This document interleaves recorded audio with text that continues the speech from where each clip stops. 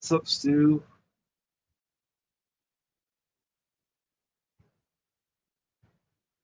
What's up, Stewage? Stewage, the fluage, the coolage, the dewage, the newage, the fluage, the whoage.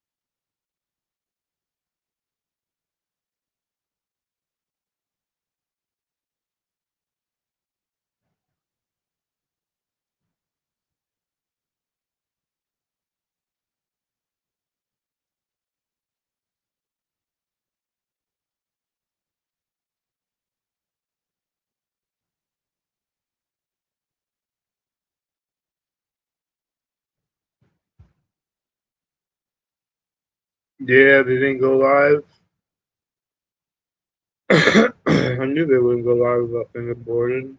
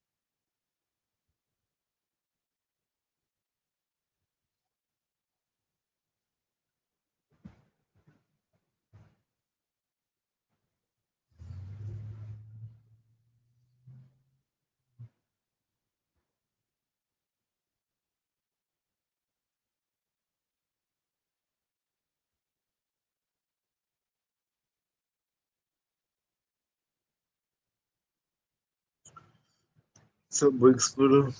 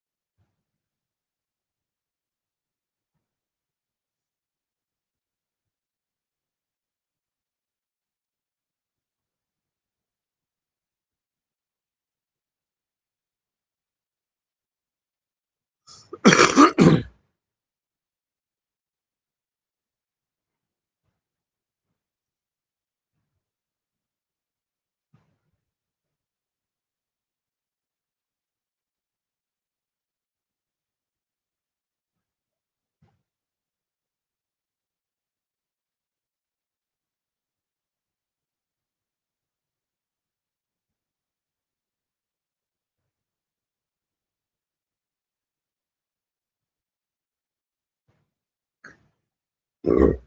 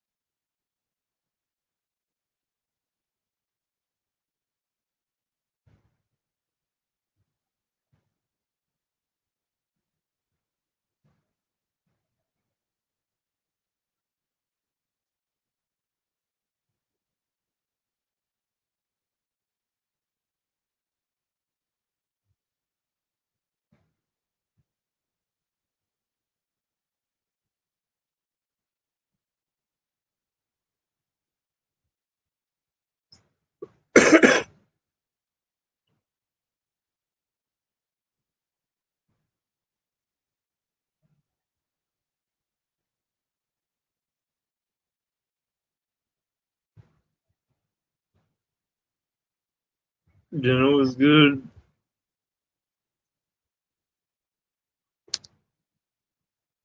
Corned beef and cabbage and potatoes.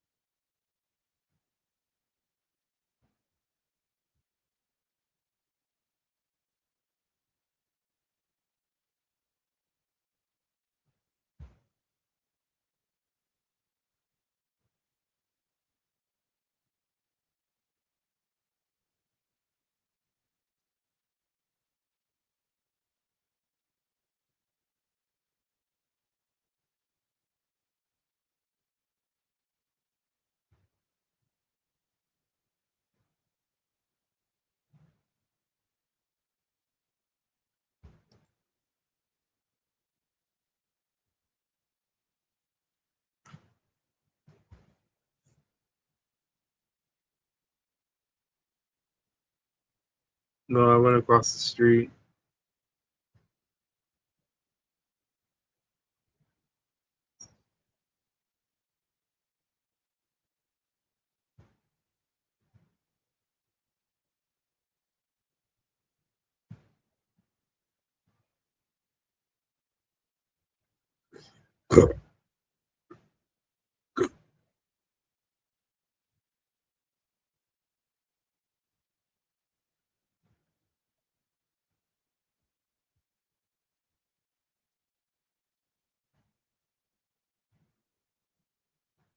I didn't have nothing for dessert.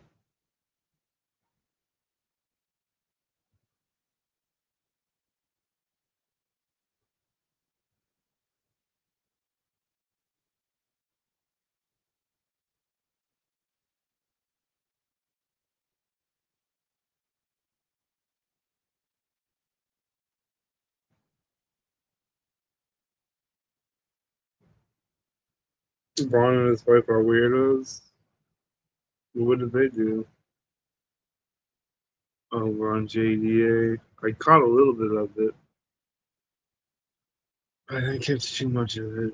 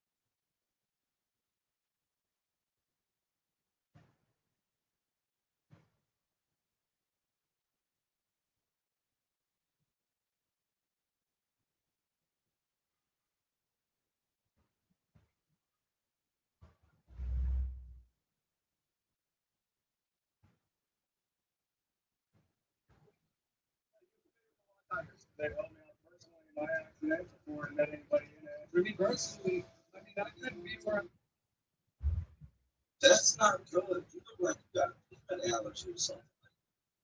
You should be whatever you eat. Look at your eye. I want to tattoo my eye. No, I don't want to tattoo my eyeball. You shouldn't tattoo your eyeball. Probably need to go to the hospital. You're probably gonna go blind. Yeah, I see where it's black. I also see where there's yellow and green stuff coming out. Like you look like an infected frog. Like you paid someone to do that.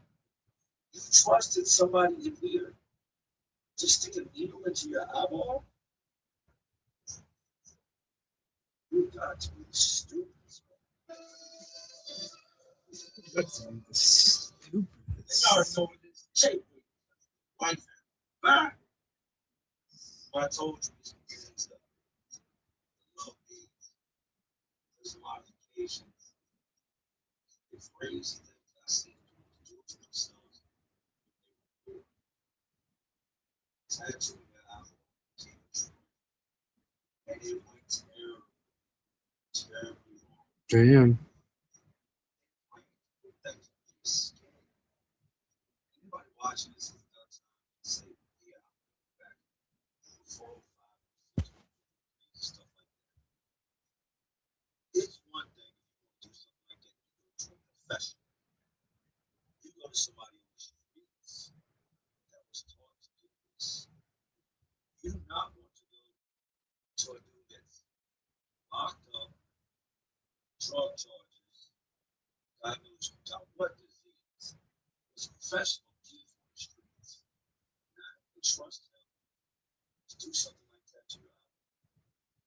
To entrust him to cut you and implant something under your skin so that you can get out and show everybody. Then you got to explain to them how are you locked up. This first of all got under your skin, why it's under your skin, and what you would think. Start out today with tattoo of the eyes. This is the next level, right years ahead of stupidity. Google images of people who tattoo their eyes. It can actually work. under supervised in a professional environment with someone that knows what they're doing. Prison is not the place to intentionally stick something in your eye. On top of that, why would you want black eyeballs? As if you don't already look like a demon. Most of these dudes I see do this, most of them have heavy tattoos on their face. One dude I'm telling you about, get into some of his tattoos. People blow my mind. Now, I have nothing against face tattoos. I don't. But one of the main reasons I didn't tattoo my face is my mother makes me. Takes in prison one time. By now, I'm completely full shirt, my legs are done, everything. It's all. She said, do me a favor. I'm never take my face too close. She said, don't put me tattoos. Oh, that's cool. Well, I had tattoos. So they at least love me better than this. So I never tattooed. Some of these dudes. Damn. I didn't know. I didn't Bad know day, Blue they were had up the tattoo. it over Really there love like the tattoo. that. I didn't know Blue had it like that over Yeah, she there. has these prison modifications, body modifications. He's a rocket scientist. I was locked in. You know how to see One piece chicken McNugget. something like One piece when chicken it comes to prison McNugget, hustles, motherfucker. tattoo is by far one of the greatest hustles. Next to selling drugs, or doing something out of it to get you one time. Tattoo, make it with you. Plenty of money in your books. It's called a strap up. Actually, strap up. He's got money in his books, plenty of food in his locker. I love tattoo. Tattooing got me through. Tattooing connected me with a lot of the guys and stories that I tell. Tattooing fed me, and I came home with pockets. I had more money in my pockets coming out of prison than I saved while in prison. The majority of the people around me got out of that time. Tattooing go good, it can go bad. See dudes get extorted, gangs, deep their claws into them. They give in, now all day long. Tattoos. So I wasn't enough. I stand up. To this day, I stand up. I wouldn't do just to get tattooed. If you were young, had a brain in your head, came to me, you wanted a face tattoo, taking a look at you, try to figure out if you're going to be the next Lil Wayne, if you're just a moron, or if you had a brain. If I thought you were somewhat intelligent, I'd try to talk to you. You should do things. Plus, I don't do tattoos that are cheap. I'm not a cheap guy to buy. If you want a face tattoo, go over there, holler, dude. I'll buy it. You already had tattoos in your face to wax, right? It's not a hurt. I mean, you already look like an etch sketch. Just jump into it. I wouldn't do racist tattoos. Don't come to me trying to get no swastika. Don't come to me trying to get no bolts. Don't come to me trying to get no phrases on you that put anyone else down or part of me. I'm not doing it. I had dudes come to me, we'll see it, we're going to swastika with that. And everybody thinks I'm racist because I just put a big ass swastika with that. People walk up to the table, sitting out by, I'm sitting there drawing a backside swastika. Not doing it. Not tattooing butt cheeks, not tattooing any penises, not tattooing any of that weird shit. This new there were dudes that if the price is right, that would do it just broke. Right to that, right? You would do it. I knew a dude you could walk around to pull it out and say, hey, I'm gonna put a tattoo. Like, see, stretch your skin to get the tattoo. True story. Not my fault. I don't know. I gotta stretch skin, I gotta hold it, I don't see it. I'm not doing it. Throughout the years, I've seen tattoos were bad, tattoos were good. I've seen guys with good tattoo, guys that just want to do a good tattoo. You see it all every day. Damien came from another prison. I don't think Damien was from Virginia, and I would come to find out later down the line. Damien's real name was Damien. I think he just his nickname was Damien because he was trying to be like the old. He wanted the nickname the Antichrist. This dude's face.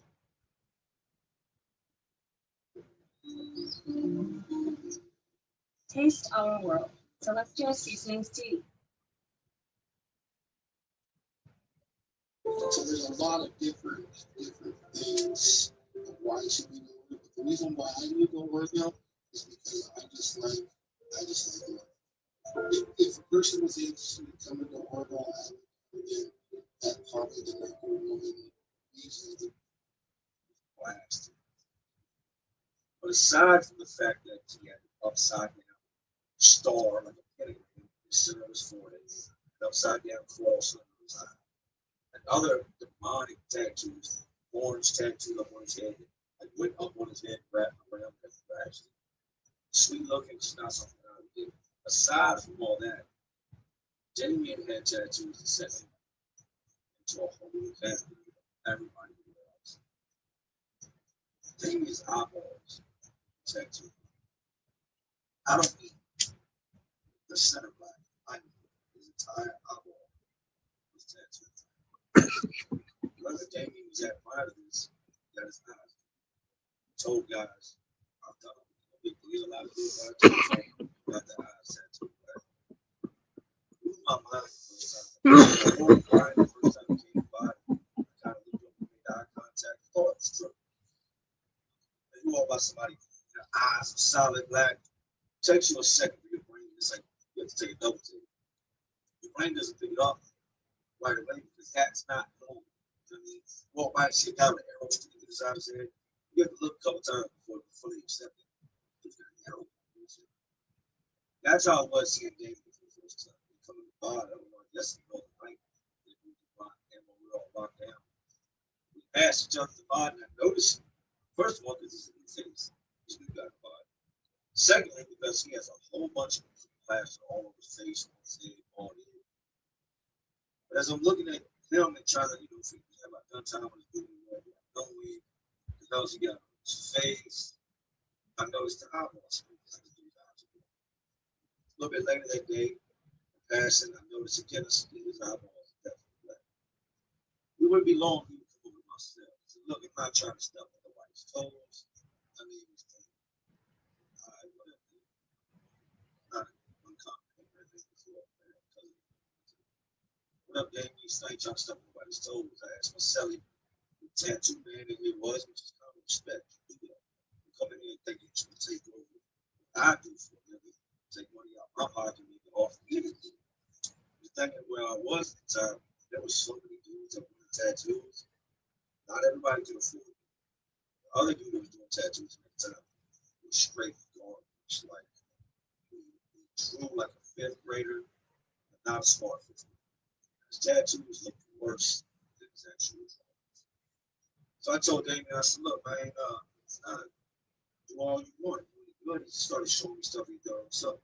It was beast, like he was official. Like, it was nice, one of the nicest songs on that. I told him, yeah, I said, look, if you ever want to swap work, tattoo art's not paid for it. If you ever want to swap work, I'll tattoo with you, tattoo for me. I got my own gun, my own needles. I let nobody use none of me of their own. I use my own stuff. I'm trying to go on disease free, not trying to catch hepatitis. Bet. I'm still trying to figure out a way to bring up the eyeball thing as we still that talk. He's asking me who's good money, who's bad money. Meaning, are there any dudes in here that be tattoos? Let's worry about not paying you. You go down the range and the lines of all them dudes. And I just asked, yo, your eyeballs are tattooed. Like, get some contacts, or your eyeballs actually tattooed. Like, my eyeballs are tattooed. We said a lot of dudes when I was at. We started doing it years ago. A lot of guys got the eyeballs tattoos. Like, well, I've done eyes red. I've done it completely blue. I've done it black. So you'd be surprised. Yeah, I've tattooed for that eyeball. So there's some weird dudes in here. I'm sure once dudes realize you know how to tattoo an eyeball, they're gonna want you to tattoo the eyeball. So you put like other things in the eyeball, like say somebody wanted a bunny sign on the side of the eyeball. He said, no, you can't do that because it's gonna bleed. Once it goes under the initial layer of the outside of the eyeball, he said it spreads. I said, okay. He's like, it's a tedious process. You got can't anybody just do it, but I can do it. Okay. Got no reason not to believe it. His eyeballs. He's got experiences. His eyeballs. As I'm looking at it, all I can think is, I've got some tattoos. My armpits runs arrow. My rib cage starts from my armpit all the way down to my boxer line was arrow. 20 hours, it took almost 20 hours. That's the other side. How does that, how do you even tattoo somebody's eyeball? Just try to touch your eyes. Automatic reaction is to try to close. We're contacting into your eye. Touch your eyeball.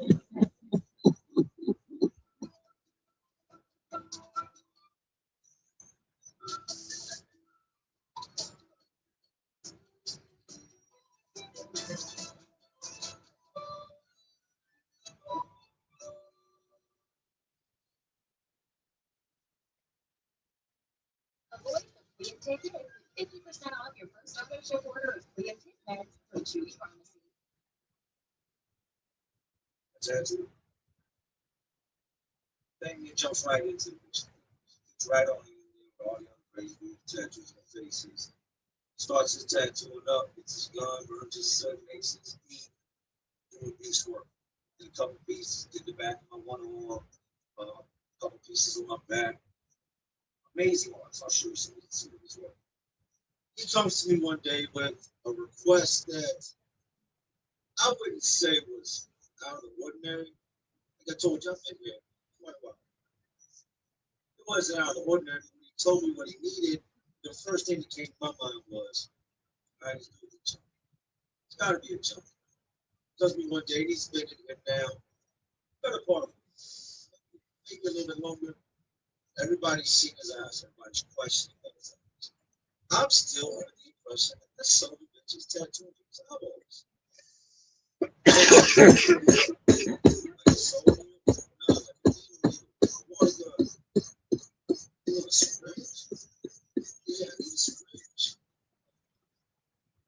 I start going off my head. What would you think? First thing I think is, damn, who's the dope team? I'm on it. Yeah, I need a syringe. I mean, you know, for the right price, I can get my hands on it. I might know you was, you know what I mean? Like, usually ain't want to mess with you if they know you're getting high. But, like, I'm not getting high. I don't need it to get high. Diabetic, they take care of that in medical. What do my cells eyeballs?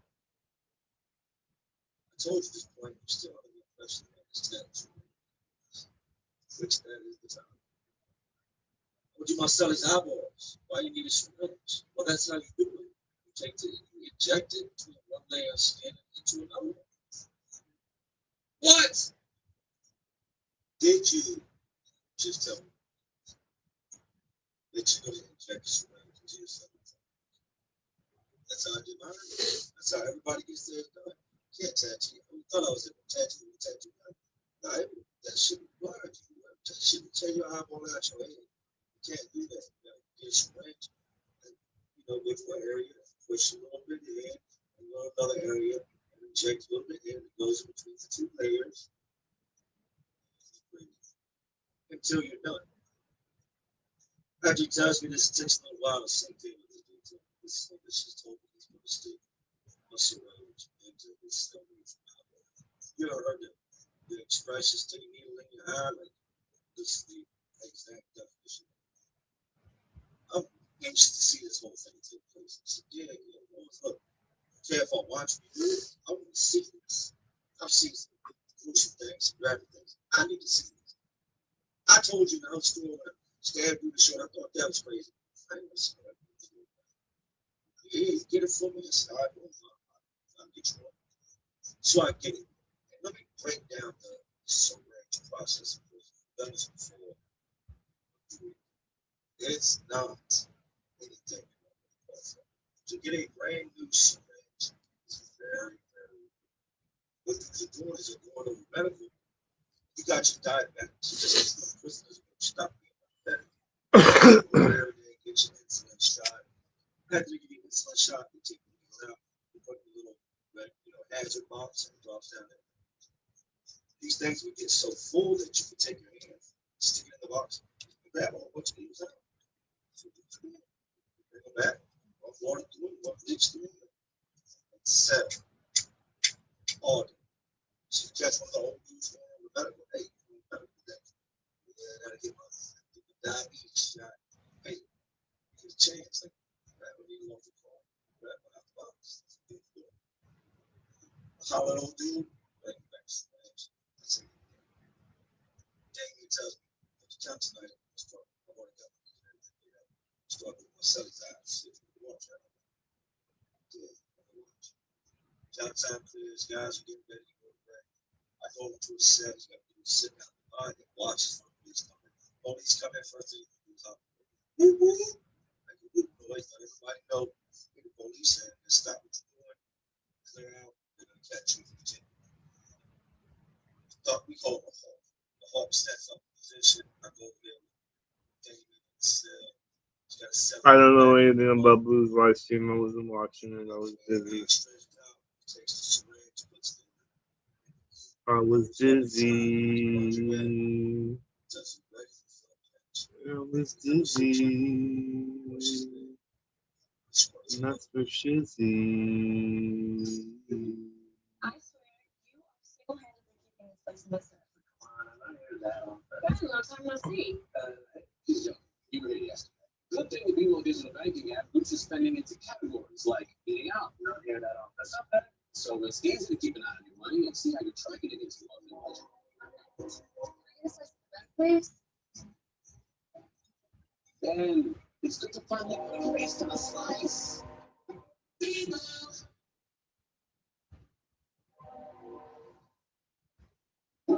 Right side, at least I'm in the pouring rain.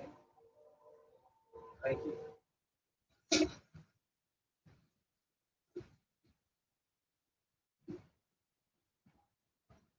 Well, how do you like that for time?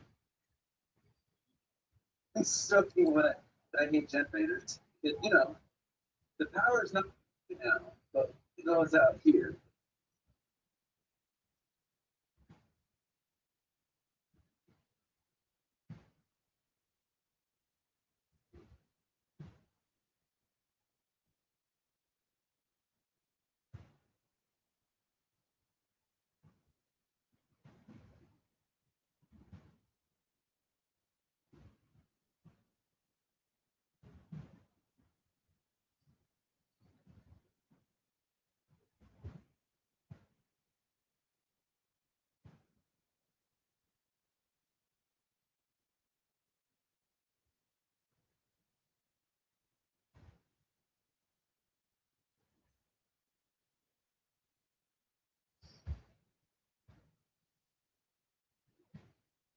Goes out, touch the greatest second, touch it, just let it settle down. Do something like eyebrows, just wait. Sit there and watch it. Now, this is a process that he didn't do it all. I think that first day he did like maybe a third to one eye and a third to the other eye. So let that heal. That was all I did. Now I know it's possible. I ain't never attempted it. I'm never going to attempt it. It's very important. Goes off without a hitch. Damien is now tattooed his Sunday towel. Guys see this. Everybody sees this. Now Damien ain't the only one with his eyes. His sonmate's got him as well. A couple other dudes come in. They get these jelly roll pens. A lot of y'all don't know about this. These pens called jelly roll. And they have pigmented ink. Pigmented ink is ink that will stay in your skin. Regular ink pen, that ink will not stay. And it's tough. Tattoo somebody with a different kind of regular ink pen. As soon as they shower, the whole tattoos. He gets a hold of these jelly roll pens. Being a tattoo artist, you know, somebody that can a whole bunch of them. Take the pen, pop it out. Load it out the tube. It comes out the tube, goes into a toothpaste cap, and you got color, right? Total, there was 5 guys total out the whole time until this was bad. that he, Damien and Sally, two other dudes, right? The fourth dude he does color designs. Dudes are all over this. I had heard gang members and stuff talking about, cuz we get my eyes done blue. And I heard other dudes talking, get my eyes done red. They were all talking shit. Once they realized this man was the same sprays that he was going to sell. So, that guy, who's that spray drug as well, not to mention, you don't know who's sprays is to begin with. All you know, the guy that used that syringe initially, he had HIV. Okay, so water's really too good, right? Hell no. Damien's done this. Now we get a guy that comes from upstairs, like this is a really different floor, down to our contract. Spoke with his eyeball process. He wants to get his eyeballs tattooed. You know, he comes down, Damien does his stuff. Over a course of like a week, Damien does the first round. It's better if you live in the pod. He's trying to sneak in there, get past the bar, get out, get caught in an authorized area, get locked up, go to the hole, unfinished tattoo, unfinished eyeball. Dude comes down to get the second eyeball done, and as he's doing it, I guess someone got to tell Damien to stop. This will hurt. You did something different. Done nothing different. Did the same thing I did with the other one.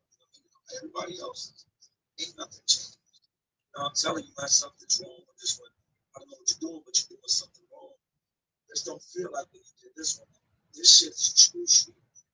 Well, everything's working like it should be. I don't know what you want to do. Stop. Oh man, go ahead. The next day I look over this dude once again coming up hard. I'm thinking he's going back to Damien's cell to just roll his eyeball. He's got sunglasses on. Him and Damien get to argue. I'm not in there.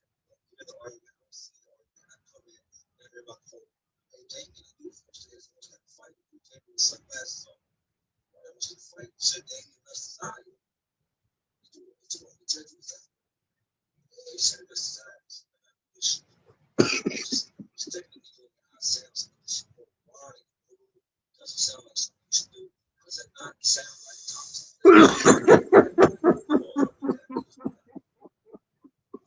I don't hear nothing else about it that day. Later that night, the sergeant comes in. Makes time. He starts to see people walking around with eyeballs. Tattoo.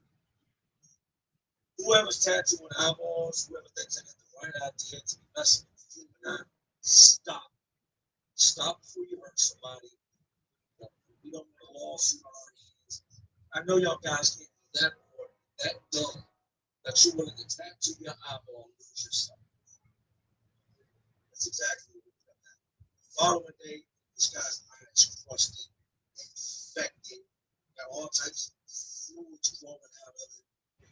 He goes to the office and tells me, okay, it's your eye. You can't play around. It's like, man, we'll just see what happens. He said, let it go for about 2 days. Now he goes to got caught. I mean, yes, get my eyeball tattoo. Yes, and yes, I need to go to medical. Do whatever y'all can do. I just need to go to medical. He goes to medical. In the process of him pushing this needle into his eye, the needle had to get extremely dull. He's used this much other. Every time he does, push that tip through the layer of the eyeball. What happened was he couldn't get the needle to go in because it got dull or smooth. So he pushed a little bit harder. He pushed a little bit harder. He went too deep. He went past the first layer, which is supposed to go to the first and the second layer. That's where he went past the first layer, into the second layer, and then injected. We get another visit from the sergeant. Maybe about a week and a half, 2 weeks later. And he says, do my best to do it. Guys, this thing's so delicious. I can start a business selling them. Oh, LegalZoom. I can register an LLC. Plus, I updated my Welch so I can pass along my recipes when I bite the biscuits. When you need a legal hand, turn to LegalZoom. At Farmers, we know compromises can be compromising. You installed this? Yeah, even had a few screws left over. There's a push to sell this. Many corners can leave you drowning in regret. If it's important, it's not worth compromising. That's why with Farmers, you can get quality and savings. A forever, Dr. A minus, baby. We are farmers. To the man responsible for blinding that young man into the hole, if and when we catch you, we will issue a toll. That is a form of maim. That is a form of malicious wounding. You've altered someone's vision in the way they look before we get away. We don't care if they agree to it. We don't care if they pay to do it. DOC will press charges on you if you report trying to attack. Here's the crazy part. You would think that after that situation, after hearing that the man that's eyeball got damaged and now blind, this guy went home that long after this to make you question the sanity. Why you want to go home with black eyes? Why you do this right before going home? But he went home blind and blind because he trusted some guy locked up in the tattoo. He trusted Damien, but she took him to range. Silence. Who knows what the long-term effect was? Who knows what happened to his primary care doctor? They did blood work on him and said, hey, you got hepatitis. Sorry to tell you, you have HIV. Who knows what happened? That is definitely something. Something you should bring. God gave you two perfectly good numbers. They're not black. You should not look like aliens. Outer space should not resemble your eyes. You should not look like the two tiny black old balls. The level of stupidity that surrounds you while locked up sometimes is beyond. The most I did was a lot of tattoos and I gauged my youthful kids, engaging process while locked up. That was definitely to me that experience. Seeing that guy get his eyeballs tattooed, and seeing that other guy, addicts, knowing that he went to a blind is the reason this is part of stupidity. There's not a whole lot to do. Spend the lower portion of your time in a cell. Most the rest of the time you're politicking, kicking it with somebody that you can come to behind with. Might get you a little group of guys, getting late that you might hang out with them, do whatever. But for the most part, they keep games on them. Some type of chess, checkers, cards, one thing people really don't talk about, dominoes. Played a lot of dominoes. I don't have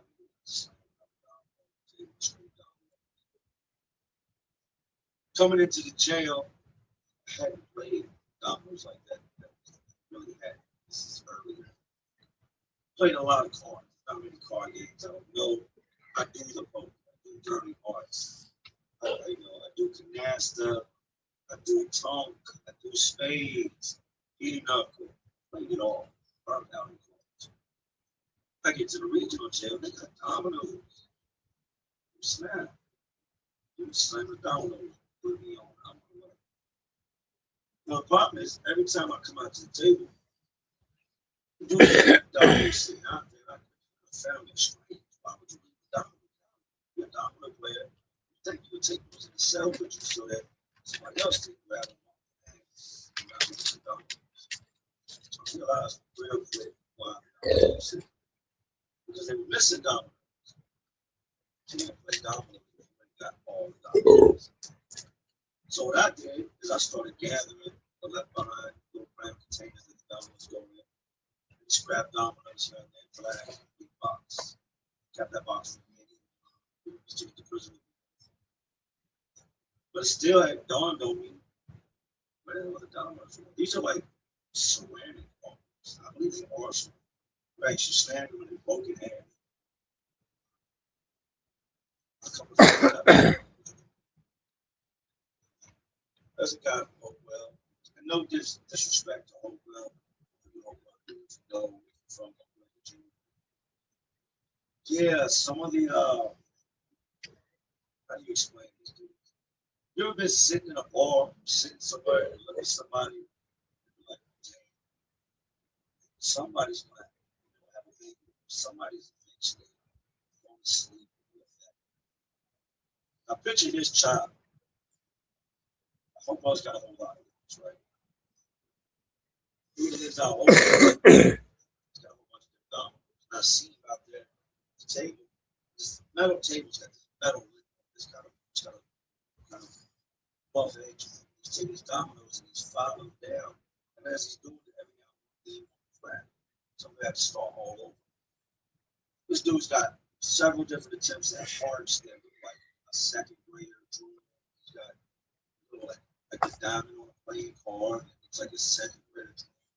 All these different attempts at shapes, right? He locks in on one and finally gets this card. A little hard. This is a great organization, and help grinders who get hurt, and that's the key thing. Always refer my customers to Hot Tigers because they get their Laid out. Wouldn't be long after that. I'm thinking, all right, he's just trying to be nifty, he's trying to be crafty.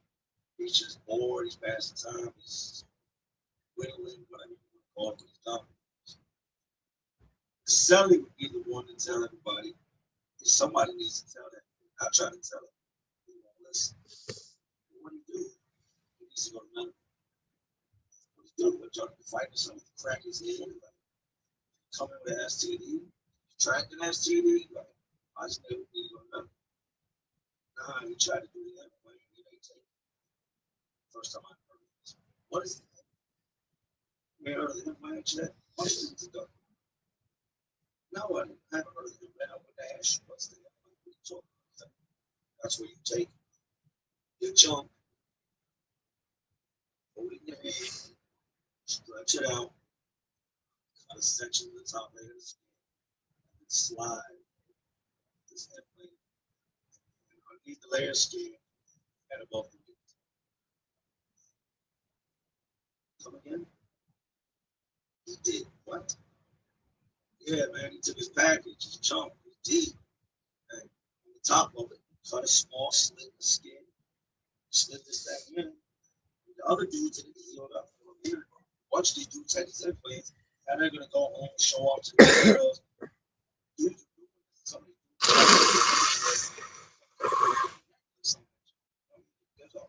they did the hearts, the spade, the diamond, all that, all the way around the club, all that, all the way around the joint.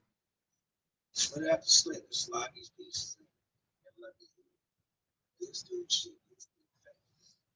Not the cleanest dude, not to mention he's out there holding it off the side of the countertop. A lot of people use the side of the shelf with this metal like shelf that you sit in right now. There's stuff in there. A lot of people use that because they can clean it so interesting. We're out there engraving this thing off the side of this metal. 3-4 days goes by, he gets sick, like sick. He's sick from the infection. He doesn't want to go to the bar because once they see this, they're going to take it as students nuts. Like, why would you do something like this? You've got to be insane or just a whole complete idiot. You are a moron, a whole entire moron. Mouthpiece, SpongeBob helmet, the whole nine. You're a full-grown moron. He eventually has to go to medical because the dude is his package is all infected. It showed several dudes. They telling me about it. I'm like, no, I don't want to see that. No, I don't want to see nobody else jump to begin with. But yeah, but he wants to know what he can do. What he could do is probably try to take that thing out. Never attempt that again. He went off the medical. People didn't know what came out of that. Which I guess you gotta be special to do something like that to yourself. Guys were taking these ink pens and getting this little ball out the back. Some clip pens had a little round ball. They were taking these ink pens and steal them off the guard's desk and pop the balls out. There were slits all over their package.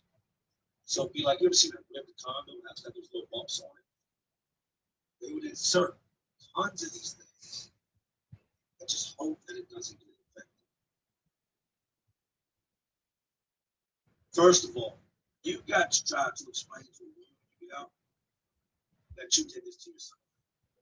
She's probably not. She's going to think you were in there with someone else. Secondly, that is an area you shouldn't be risking an infection.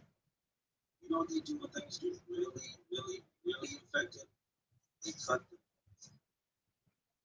There ain't no way in hell I'm ever going to do anything that can cause an infection. I'd heard of dudes pierce the tip.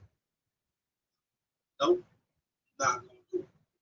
I heard of dudes pretty much insert any shit different size balls into the skin. Not Jay. I need this. When I go home one day, I'm gonna put this bitch back to work. Works very well, and I need to use it. Don't need to be explaining why I got a crooked heart, sitting lopsided, with discolored skin from where the implant didn't take it, it got infected. Not trying to explain when I come home why it looks like a dog with it because it got infected and had to cut a chunk out. Or why I'm a whole bunch of inches shorter than I was when I came in. A whole entire 3/4 is now gone. I wouldn't be an idiot. Chuck, into place. Thanks. Just the crazy things I've seen guys do while locked up. Those are these are definitely some of the more serious things that really stand out to me. Like I told you on the other story, dude, had me stab him in his shoulder. Thought that was crazy, but looking back on today's stories, I think today's definitely top. Stay out of lockup. Don't find yourself in a position where you're searching things to do because you got yourself locked up. You do find yourself locked up, make sure you know who your tax man is.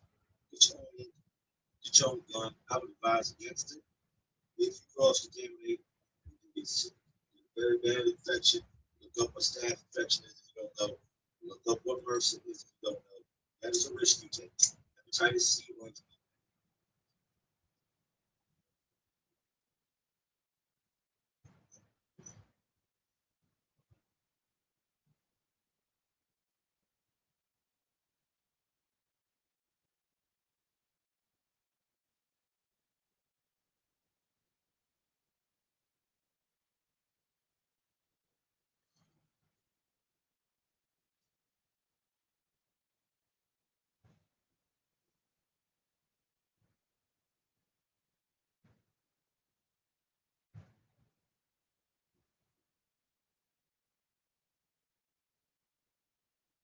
For the third time, and you're back. And I ain't been home once.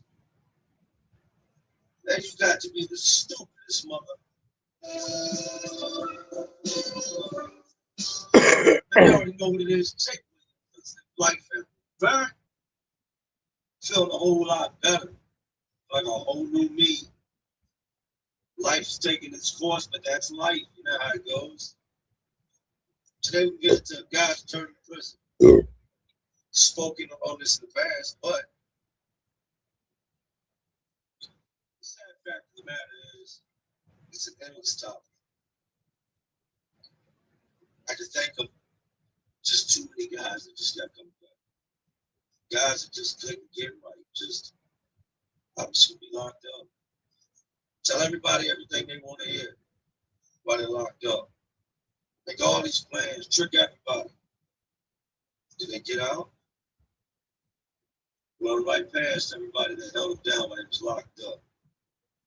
Back to the same life. What's up? Back to those nobodies. Back to the junkies. Back to the streets. Back to the crime. Back to everything it was that put them there to begin with. You would think that after doing time, somebody would learn.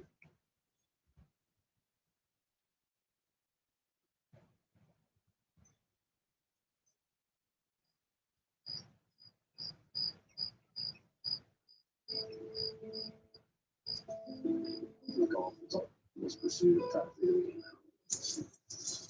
I'm always focused on my progression.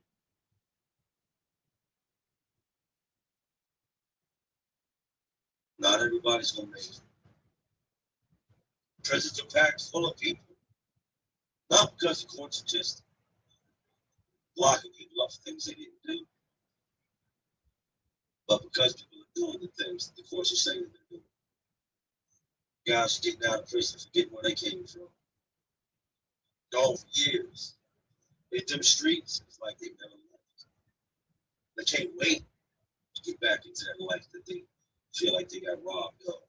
That life that loved them so much. That life that took everything from them. That's what they want when they get out. Not I. Not me. Not Jay. I told myself before I got out, be normal. Don't be productive. Then after a while, it wasn't enough. I said, why be normal? Be great. Since I got out, I've strived to be great. I have not settled. Enough is not enough when it comes to success. I've excelled in areas I didn't think were possible. Others can do the same. That's what they choose. Like I said, not everybody's gonna make it. Today we get into stories of guys that didn't make it. Guys that came right back. Y'all saw it at the beginning. They had Donkey back for the third time. It ain't been more than once. It'll make you mad. Anyways, y'all know how to see it. You know how to live it. So, the reason we have a term of guys that have been getting locked up all their whole lives and still locked up. So we call them state babies. Raised by the state. You don't know how to pay an electric bill. You don't know nothing about paying the rent, nothing about real responsibility. But you can fill out a commissary slip. You don't know what it is to raise a child or to go grocery shopping. But you can pop an electrical outlet and light a cigarette. You have no trades, no real skill sets out in the world. But you can fix a man's CD player or TV if it blows up, because that's something people learn to do while being in prison. Stay big. Somebody's been in that system his entire life and is still there. But dude named John from Tuscaloosa. And it's weird with prison, man, because guys that you would never take away to the streets, would never be anywhere around that you would talk to, you find yourself sometimes folks were just out of work. Your homeboy might sit and play cards with you, might take it with you. Now that makes you into this. John introduced me to the insane clown boss. I don't like the insane clown boss, none of that type of stuff. But he was big into it. He had all these different, groups that were similar to the horrorcore rap scene. What that shit was. I didn't know what no ICP was.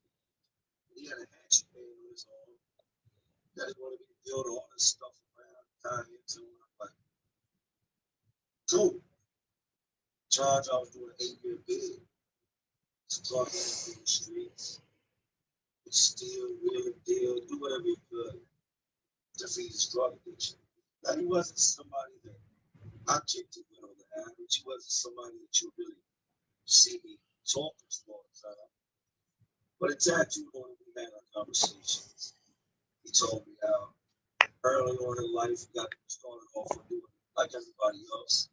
So he started smoking weed, and he went to pop some pills they got from his grandma's house, to drinking. From there to cocaine, smoking crack, going to heroin. When I met him, he was down on his second bid. First one being 4 years. Second time he was in was 8 years. And he was coming up with finishing his 8 years. Now, the craziest part of this dude wasn't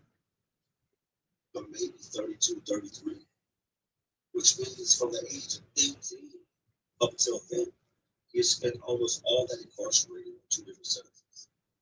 He was a state baby. He's done a lot of big performance, right? They do a whole lot of moving people on a regular in prison. They might come in and just snatch up 30 people, just bring 30 people from other buildings and just start placing them throughout, just switch things up. Y'all get too comfortable. You know what I mean? But y'all got too much going on. Y'all being sneaky and switch things up. So dudes you might be friends with might just get snatched up and sent to the other side of the compound. They usually don't ship them somewhere else in the compound. But when the compound holds 3,700 inmates and there's 3 large sections to this, each section is completely separate from every other section. He goes over there to be on the same compound for the next 10 years and not see him again. There's no possible way to go across. I'm Steve Ballmer, former Microsoft CEO, the basketball fanatic. But more than anything, I'm a data guy. That's why I created USA Facts, to bring you unbiased and non-partisan government data on issues impacting the lives of Americans.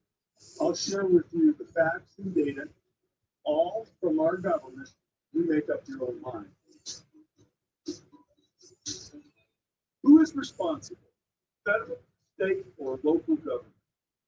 There are 90,888 government entities across America. Woo! I sure didn't know that before we started. And I wondered. John gets smashed up against something. He was irritated because I didn't get to finish his tattoos. Sleep was almost done. I'd say it's about 65% of it. A lot of it was line work. Some of it was I'd start on black shade, but I had to go through the light shade. He just was like, "Man, man, they moving." All right, that's what we do. Well, I already sent the money to your books for the sleeve work. I said, "Bro, you know the risk you take with this, man. There's no refund. What would you like me to do? Like, I can't send money off me from my books back to you. Like, that's a dead situation." So to make things straight, I kicked you back a certain amount of money, but I did it like commissary. It wasn't actual money, like money that went to my books. Everything was cool. A couple years goes by. I run across John again. "What's up, John?" "I ain't shit, man. What you still doing here?" That's what he said. "What you mean what I'm still doing here? 10 years. You just decide what I need." I said, "Well, you been over S1 and S2. He's like, "Shit, I went home." "You went home?" "Yeah, I went home. I had like a year left last time I was over with you." I went home.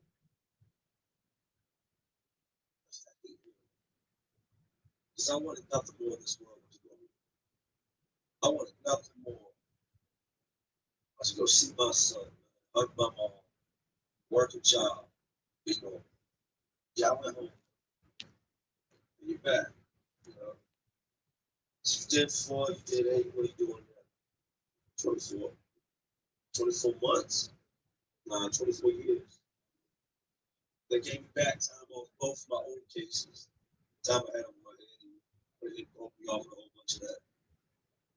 And it broke me off with a bunch more time. What were you doing? Got out there, started getting high, so I was breaking in cars, breaking in houses, breaking in tool sheds, breaking in different things, man.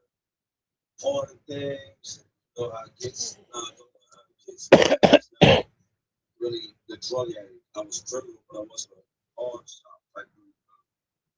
But they recovered a bunch of stuff from pawn shops, got me on camera, tied me to all these breaking and enterings, different larcenies. So, doing 24 years. So, yeah, returned with 24 years sentence. 24 years with no parole. 24 years, no possibility of parole in Virginia. We don't do parole. 24 years means you do 85% in 24 years. And we talked about it a little bit. And I asked him, I said, "What happened, man? Like, legitimately, what happened?"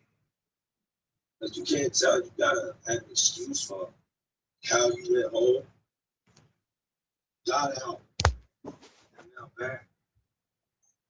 Serving 24 years. And it's reasonable. Motherfuckers, what are y'all doing? What's up with y'all? Why you not talking? Went back to my living. What's up with y'all? You're not talking and you're walking. You should be popping. Glock be clocking. The Glock be clocking. The bitch be sucking. The motherfucking McGluckin. It all comes to an end. 24 years for the unbound. I just say this. Victimless crimes. There's no such thing as a victimless crime. Even if you steal money, the money belongs to somebody who impacted something. You just steal somebody's tools, though you didn't hurt them physically. You may have took something from them that they used to earn their living with. There's always a victim when it comes to crimes. Even if you rob a drug dealer, he's still a human being, still a victim. I know people argue that he shouldn't be dealing drugs, he wouldn't have to worry about that. Doesn't matter what he's doing in life, it doesn't give you the right to go victimize anyone. That was 2010. So he will be coming home with probably 12 or 13 years. He's around his 11th year now. Another 13 years to serve. Got out, came right back. And he's just one. Hundreds, if not thousands, that I'd seen. I saw guys return that didn't know their story. We didn't back and heard about it. Could you imagine all that time? Only to get out voluntarily go back. Because that's what you do. You're volunteering to go back.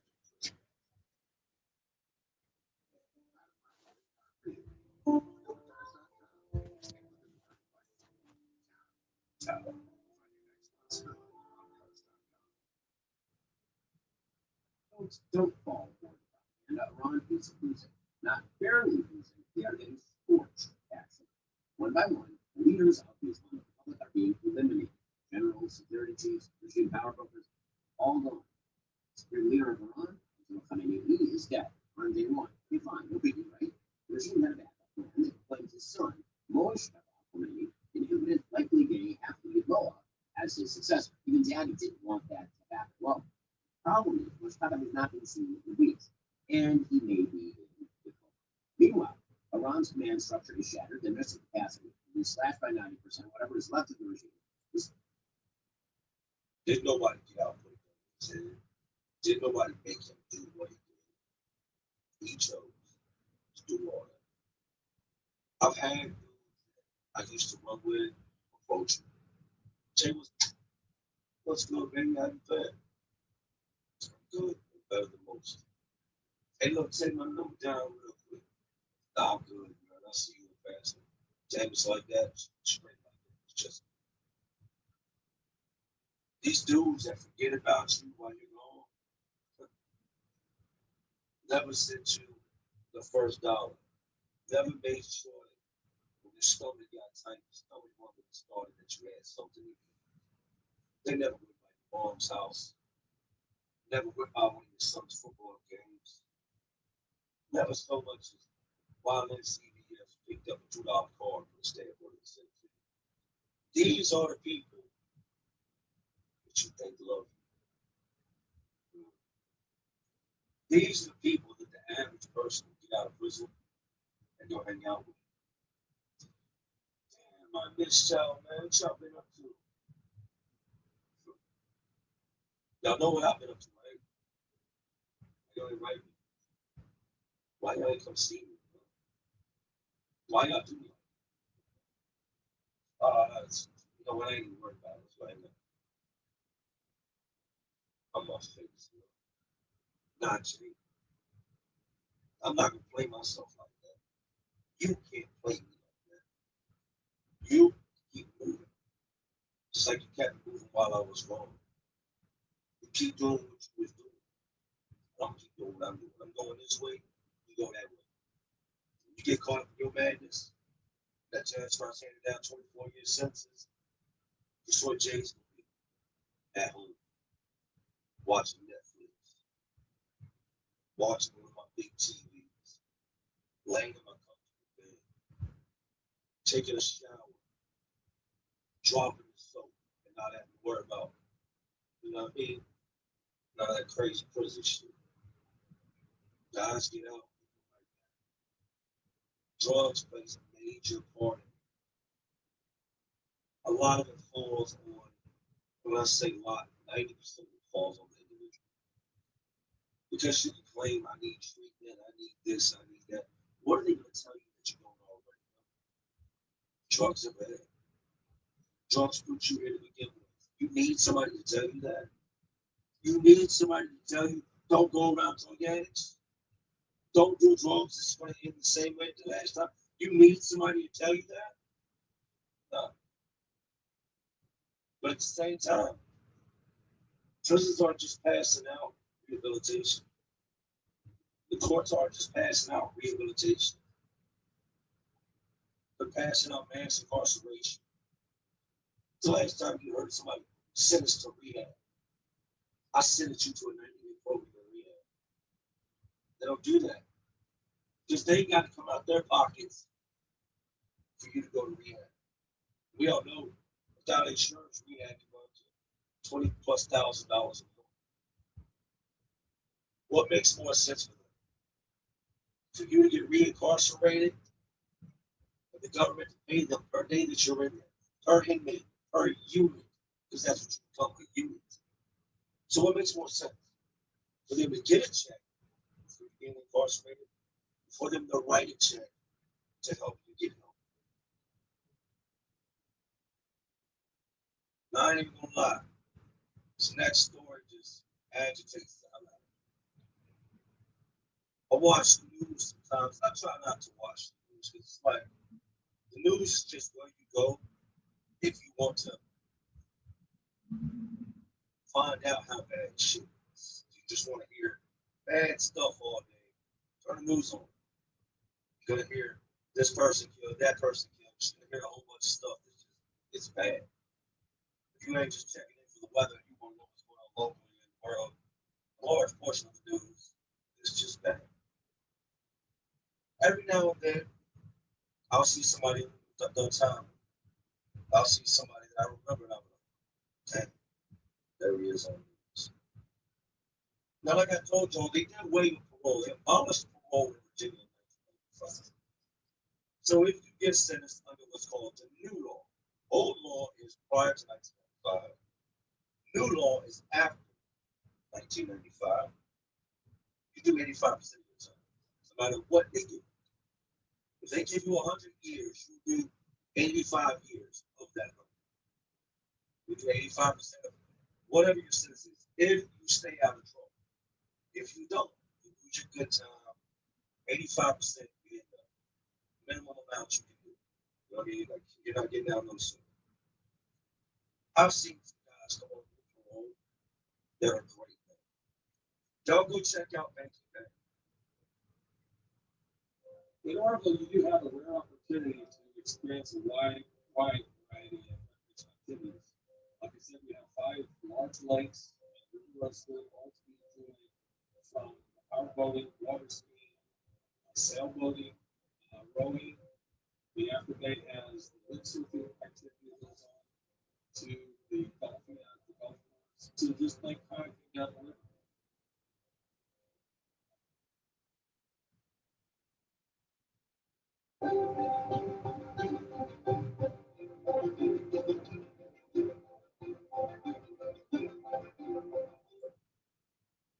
Banky Pound on YouTube.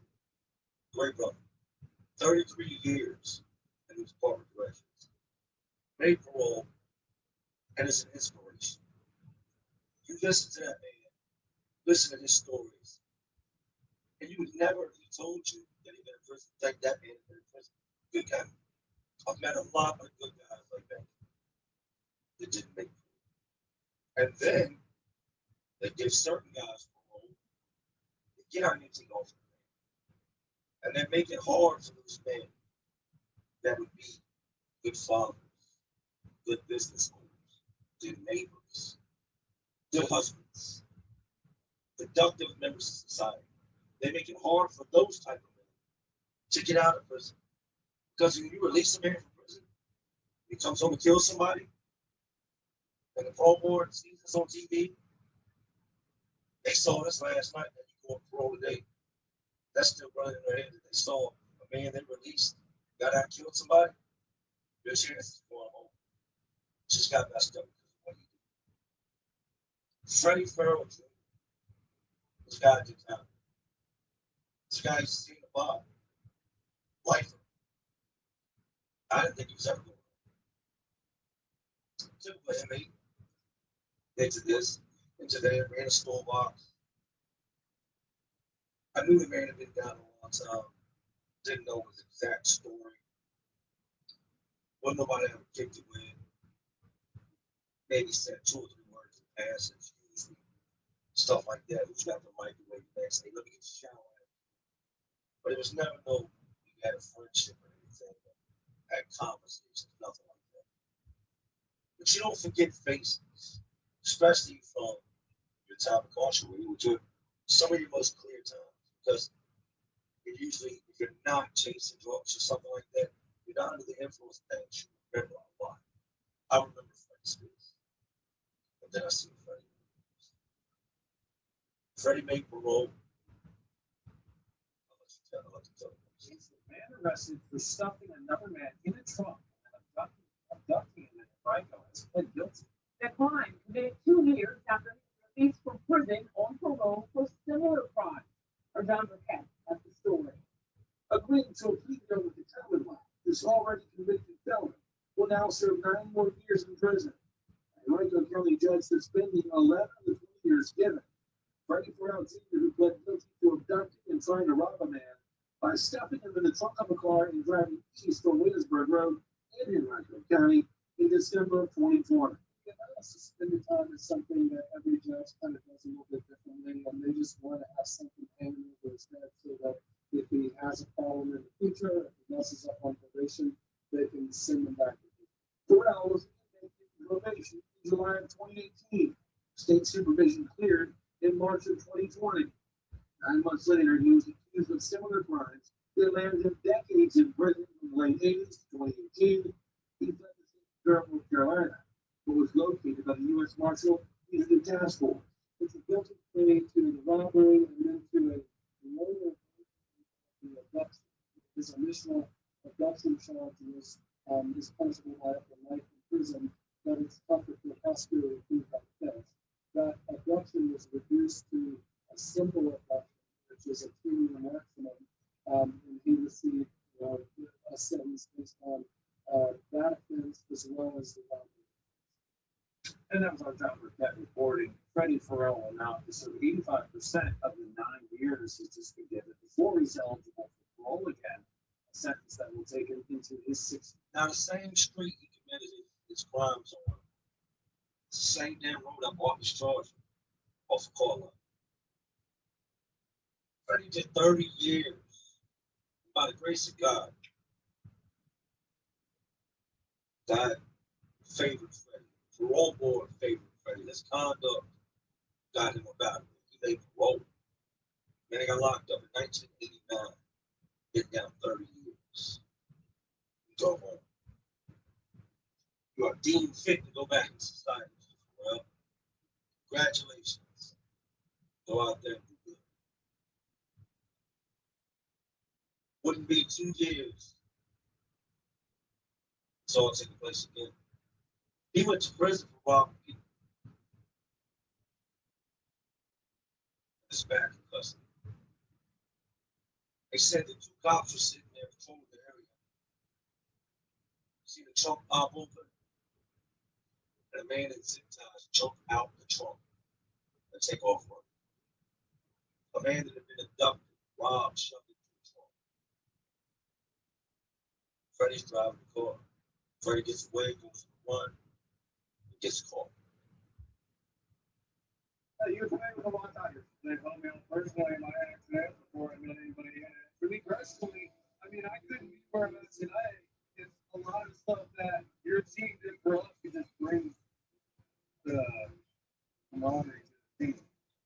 It's more than just some money sticking that down the road and bringing all the good people together, making it fun again. I can't tell you how much I appreciate you and yourself, your team, and all the stuff you do for people that are just in a situation that they don't always face. It's like family. So, it is like family. Thanks, man. Appreciate it.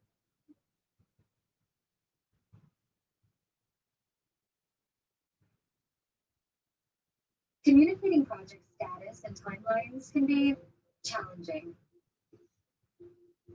Turning complex data into clear, actionable insights sometimes feels overwhelming, and that can lead to misalignment and confusion.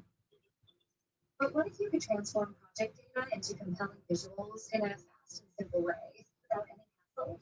Well, with Office Timeline, you can do that right inside Microsoft PowerPoint. It's designed to make your life easier. Just pick your favorite project management tool and watch as your data becomes a clear-cut timeline that you can then customize to fit your team's needs and branding. Office Timeline turns complex information into powerful visuals, saving hours of manual work. And when it comes to plans, pick what works best for your team. Choose Life, you just need the essentials, Plus for tools that offer greater precision and customization, or Expert if you need the advanced integrations and features that bring maximum efficiency for entire organizations. Transform your project data with Office Timeline to bring clarity, alignment, and results for your teams and stakeholders. Visit officetimeline.com to start creating clear, impactful timelines today. Now back doing that. It's crazy to think about it. Because the abduction charges and all that, they broke it down in the news article. All that stuff right there carries, I know people doing life behind the same thing. I know people doing life behind less. He's back for another 9 years. Guys watched him go home. Damn, he made it, man. A lot of good men watched him go home. And I'm sure sat there looking at him. I wish that was me. I pray that when my parole day comes around, they let me go home so I can go home. There is no excuse. You gotta stop the excuses. Well, your life, everybody ain't got this, everybody ain't got that. We all have the same options. We do. The ones of us that say we don't are the ones that make excuses. No excuses. It's just a reason for why you do what you do. To think you do 30 years in prison, get out and not learn your lesson, it's crazy to me. I've told y'all, and I'll say it 1,000 times again, I know some men deserve second chances. Men that made a bad decision, and because of that, they will leave prison, but it'll be in a body. It'll be when their body is room temperature.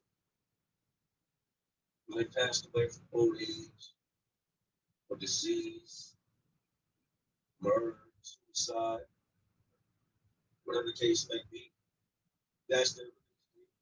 You got homeboys right now, I can pull up their release date, and it either says all zeros, single life sentence, multiple life sentence. And I've got homeboys, if you type in the release date, it says not eligible, meaning they're never coming. Not eligible. You don't know what it is to stand in front of the judge, have him slam down that gavel and say life.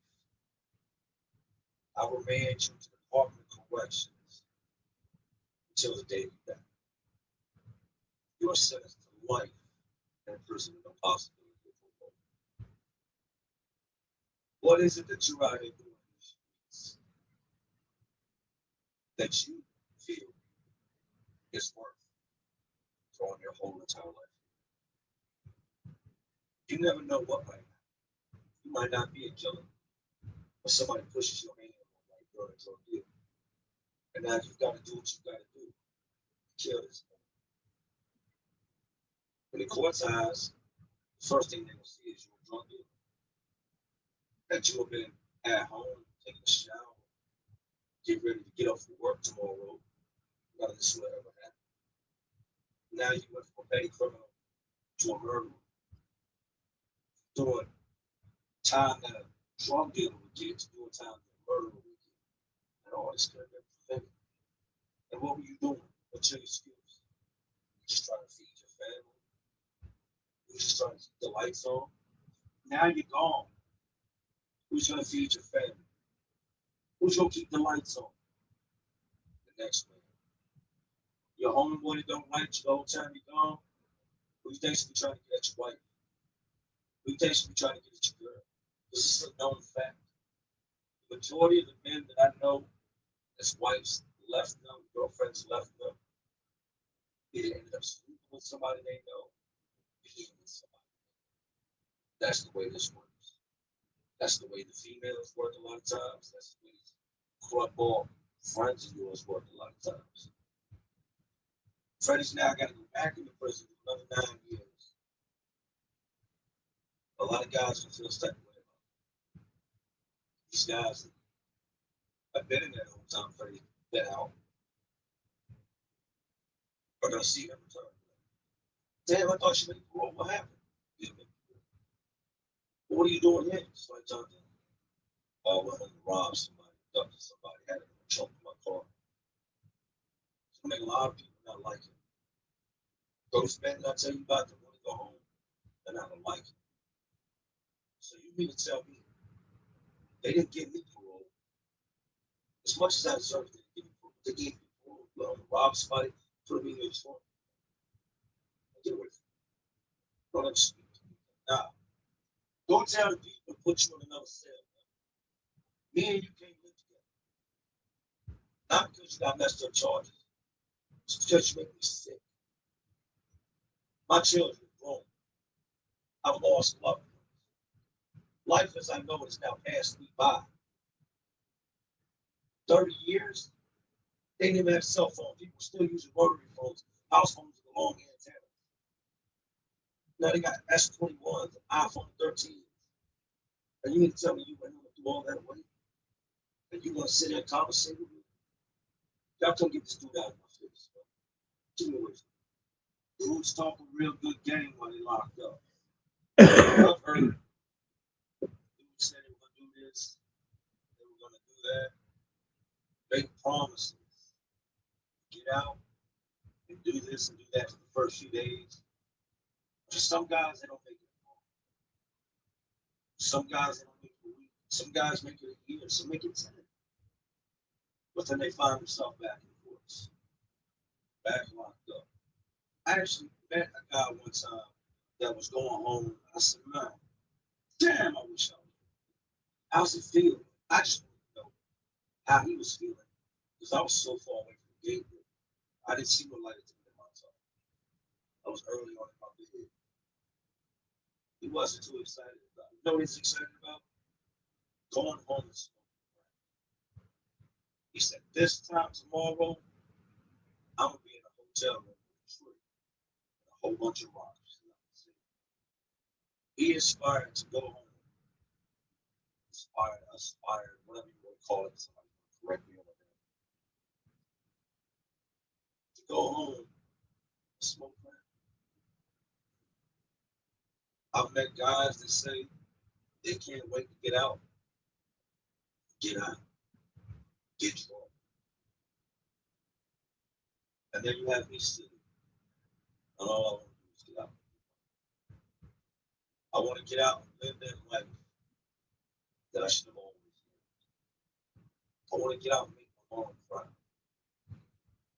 I want to get out, create jobs. I want my son to have his dad. I want people to look at me and say, he made it. Get help where you need it most. Microsoft 365 Copilot, your AI assistant at work, is now 15% off for eligible nonprofits. Get started by clicking the link or visiting us at Microsoft.com/nonprofit.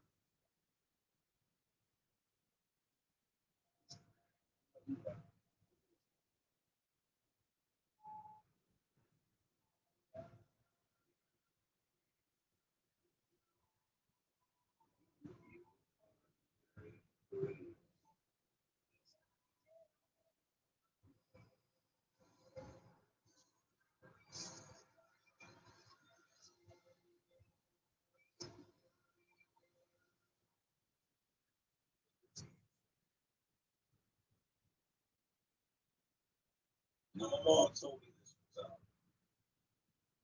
called her from the jail.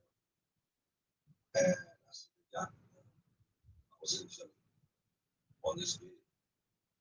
And I heard her kind of sigh. And it wasn't a sigh like, oh my God. It was a sigh. My mom was going to tell me later down the line that once I was locked up, she could finally sleep. She could finally breathe. Even with her son being in prison for a decade, her life was supposed to be normal as it had been a very long time. Because she didn't have to worry about getting that call at 3 o'clock in the morning that I was found on the side of the road, shot dead, or that I was in a car and the trunk of the car was set on fire and I was burned up. She didn't have to get a call to come ID my body. She knew that all these years I've been in the streets, I've been through a lot, but I survived. And the prison looked me. She knew that me going to prison for 10 years meant that was 10 years she didn't have to worry. Me dying. Sad day when the child gets sent off to prison and you're grateful. My mom was not happy that I went to prison.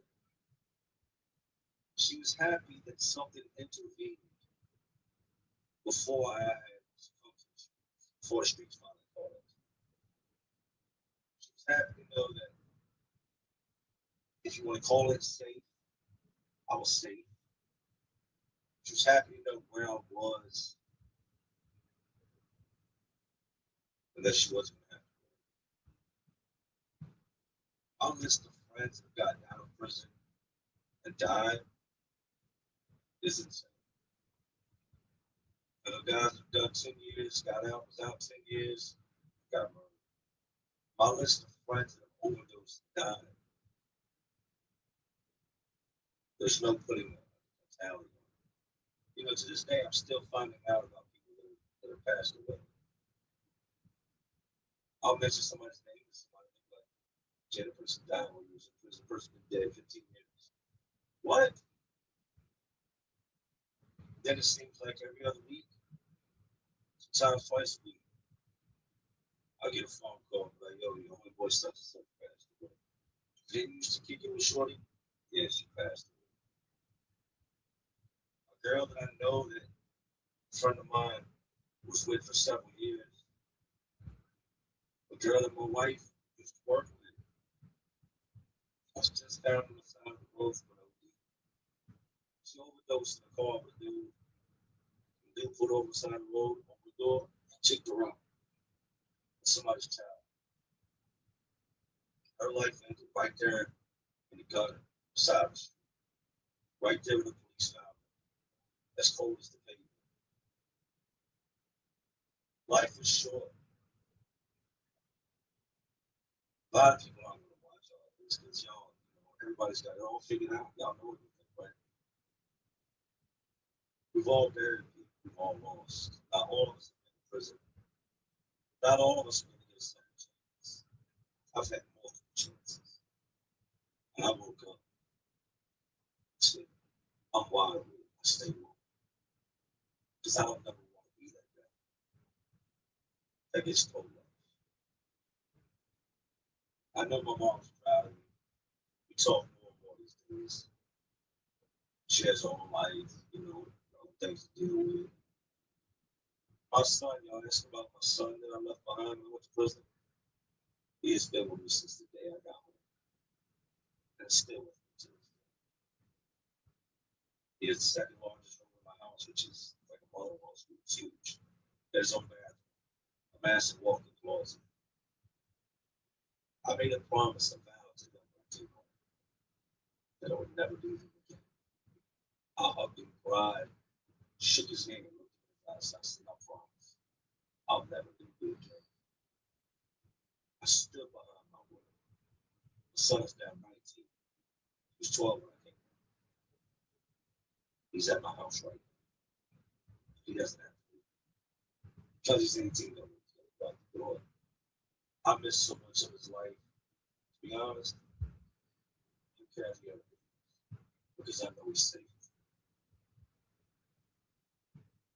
The network of support or the business next door to you really cares about your success. And so right from the beginning, you just have other small businesses surrounding you. As the Chamber of Commerce, we bring those folks together. We provide coffees or lunches and opportunities just to share stories, just to collaborate. Everyone is committed to the success. Come and live life through real amazing experience.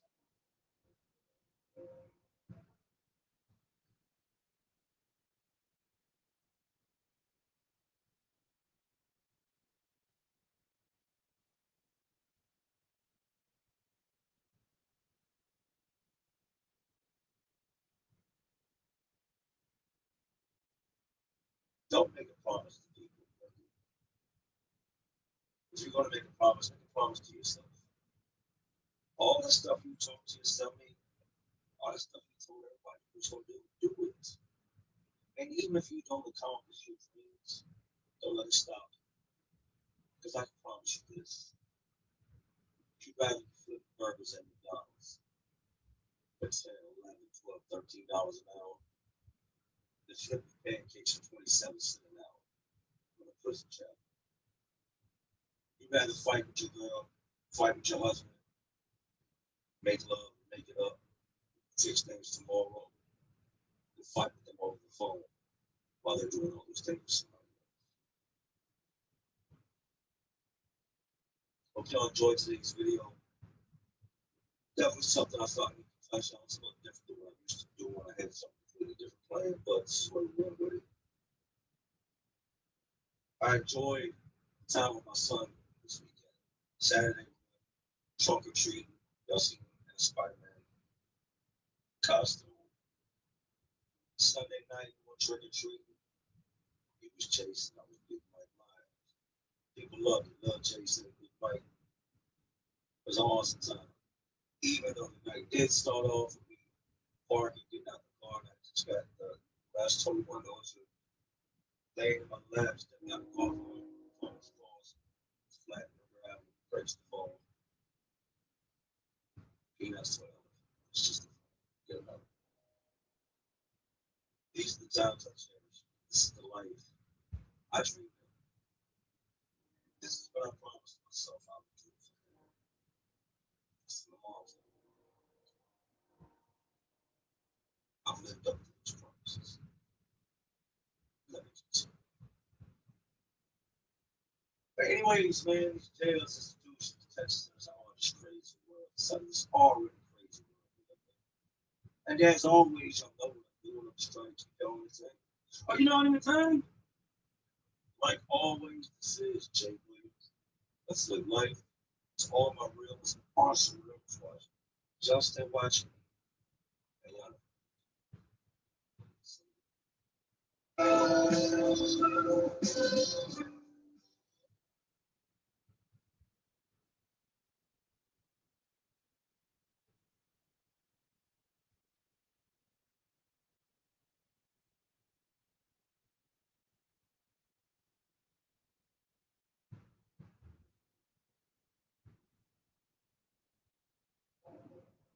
I got a hell of an idea. Consider this an open invitation, Vince McMahon. How do you describe the Monday Night Wars? The Yankees can't stand the Boston Red Sox. Well, in wrestling, we have WWE and WCW. Just want to be successful, and everybody can, kick his butt. Here's the truth with good to the business. They beat us 3 weeks straight. We fought back.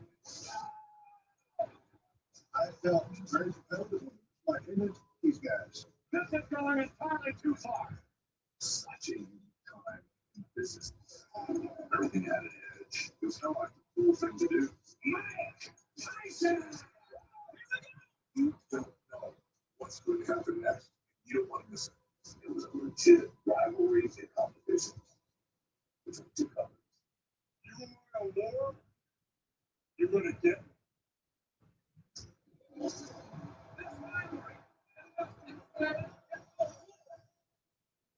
two legends collide. Their rivalry stays pinned in our minds forever. This is where we break down the legendary stories behind the greatest rivalries of all time. I'm Freddie Prinze Jr. This is WWE Rivals. Hey, did you know that kid is vaping the same toxic chemical that's used in taxidermy? Formaldehyde? Formaldehyde. Formaldehyde.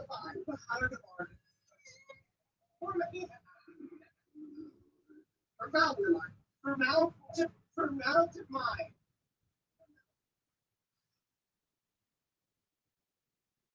Let's face it, most of us aren't going to set foot on I'm not going to go back to the module. Some things are out of reach. but a card with access to exceptional benefits isn't one of them. Welcome to the Credit One Bank American Express Suite.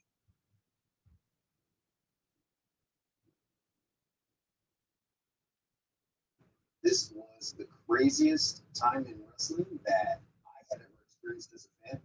We're going to discuss WCW and WWE. As a fan, you're getting like the best of both worlds, to where you're taping Nitro on the VCR in one room, and then in the other room you watch Live, because you can't go back and watch both. Otherwise, you're missing the key points of the stories. So I feel like it was just such a good job of really trying to honor, I guess, the customer or the viewer by putting out like good stuff. So, John, I'm wondering if you can sort of put into perspective, how did this come about? Sure, it's because of television. And television was regional, and they were talking about going national because they saw what was coming with national television, and knew somebody was going to do it. Hello, everyone. This is Vince McMahon in the studios of the USA Cable Network. We wholeheartedly welcome you to the premiere of All American Wrestling. Vince is the guy that is going national. Welcome to WrestleMania 3! And look at the Hulkster, what an unbelievable individual he is. Guys weren't able to beat Vince at it. And the one guy that's left is Jim Crockett, the Carolinas. And Jim Crockett sells to Ted Turner. So this is the last battle of the territories in the United States. I want to congratulate World Championship Wrestling for continuing the tradition of bringing action-packed wrestling excitement to TV. The reason that I got involved from an ownership standpoint is that I had a vision that eventually would be successful. WCW was the distant number 2 to WWE. Nobody ever thought it would be competitive to WWE. We just want to be as successful as Vince is. And then we like to, kick his butt.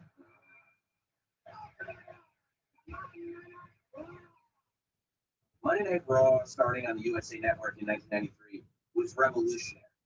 Prior to that, shows felt very canned and put together. The launch of Raw sort of completely changed sports entertainment.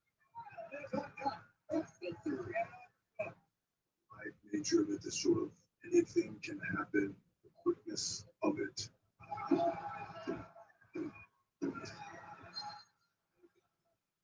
There was a magic to that show, and the way it was presented, it sort of was a game changer. Back then, Vince was moving in a different direction. Vince was moving to younger wrestlers at the time. It was like a youth movement. And it just seemed like the perfect time for us to mutually part ways. When I did Thunder in Paradise, on the sound stage next to me where I was filming was Ted Turner's WCW. Eric Bischoff started coming over and he started bringing Ric Flair with him. Oh, come back and be part of wrestling. I said, no way. This went on for a good 5 or 6 months. I missed wrestling so much. Finally, I caved. And, basically went to work for Ted Turner. I told you, Hulkamania was going to run wild in the WCW, brother. Look at all the Hulkamanias. That was the first blow of like, now they're taking established stars from the WWE and bringing them into WCW. That's going to get them noticed. And World Championship Wrestling! The first night on pay-per-view, it had much more traction that they'd had ever. One man, one champion, the only champion in the world today. Everybody double bombs and said, "Whoa, what's going on over here?" It made everybody look, not look away. And then from there it was Randy Savage. Down here, the only reason is to take it to the limit. Yeah. Watching coaching TV, it was huge. All these wrestlers that we used to watch growing up are now going to a different place of business to work for someone else that we never thought we'd see before. Hulk Hogan and Macho Man Randy Savage have been established as the two biggest stars in all of sports entertainment. So the idea that they were on another channel, wrestling for another company, instantly gave that company credibility and gave that company eyeballs. Without a shadow of a doubt, this is where the big boys play. Look like Vince ain't Vince. You know, you look at what Vince did at WrestleMania 1. He coaches Piper. He brings in Liberace. He brings in Muhammad Ali. They were doing the same things. They coached Hogan. They bring in the celebrities. This was his most formidable opponent by far. I'd like to make an announcement today. WCW Monday Nitro live on TNT will be seen Monday nights. The first time I heard of Nitro going head to head with us, I thought they were crazy. Somebody tried to join and left. Where you have an opportunity to have all of the artists. I wanted to watch Monday night. I wanted to get the everything. We can't beat the audience. We want to give viewers a choice. We believe we got the biggest stars in the city. When WCW made the decision to All right, here we go. Look at that focus. We saw the streak adjusted. That's perfect execution right there. Listen, Tony, that's all about patience and preparation, ain't all. It's easier to play when you've got a plan. We can tell you Carl's Jr. seen $5.99 Kelly XL burger as double the beef of a Big Mac class. Or we can show you the new Kelly XL. More meat, not more expensive. Only at Carl's Jr.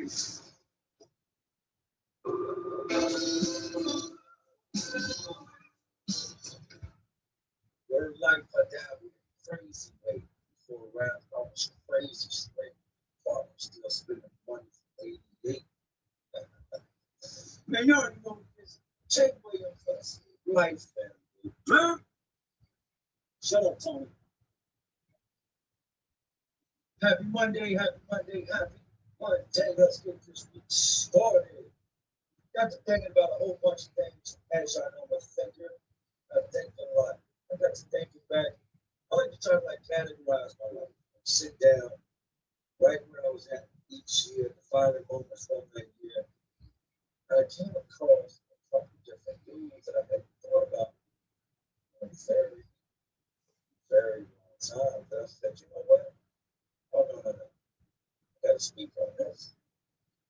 Today, we're going to get into the title is finding out someone's charges anyway. Finding out somebody that been around as a tinkerer, likes to touch things, touch people against their will. You know, it sucks out here that paperwork is not checked. You can't blame me for that. Just like can't nobody take credit for checking paperwork out west. That's just what they do. You're going to program according to where you get locked up. If we get on the east, I'll follow the East Coast politics. Now, I am going to make sure that I know who I have around me. That I got to know. But even then, you get lied to. You get tricked, especially back in, say, 2004, 5, 6, 7, 8, 9, 10. Before that became so available, before it could just type, you really had to have somebody out in the world put in ground what to go get that. And people would tell you, yeah, I got you put off back home, man, get around to me yet. I need you to find out this dude. I got you all night. And the kids in the bed, man, they was like, it's hard to do the streets to do things for you while you're locked up. And then you find out that this dude told you to go bunch of houses, stole cars, guns, all these other things. It's really incredible. You know, being a father of those type of guys in those situations is different. Because I know what I'm doing, somebody we wouldn't be making these videos, we would be making videos about them. So I never liked anybody who had charges. I don't care what you street says. Everybody's innocent, nobody did it. Like I told you, I think I've met 2 guys in all my time in the street. They just never really know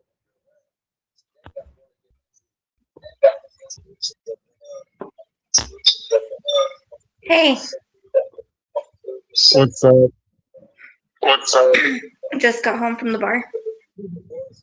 Yeah. Yeah, it was fun.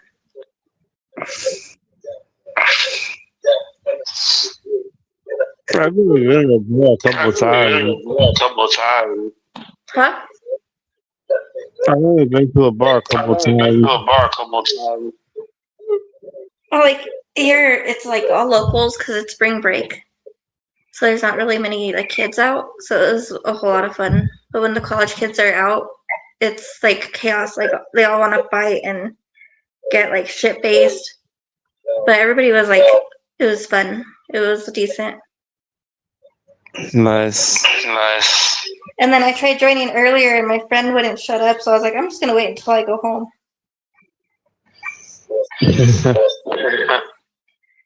Fucking dude.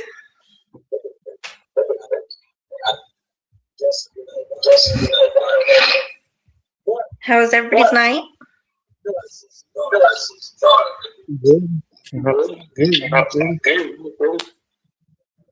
Nice.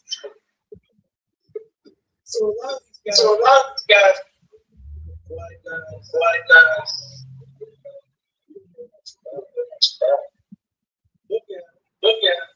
Yeah, I think I surprised Blue earlier on his stream.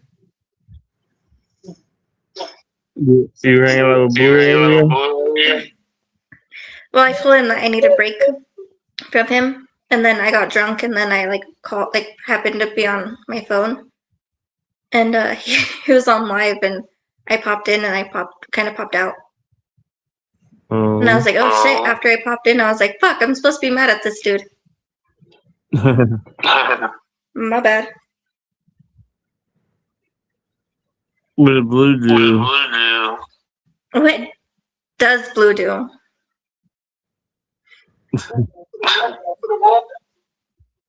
No, and then my guy freaking tripped out over a freaking post yesterday, so I was like, fuck this.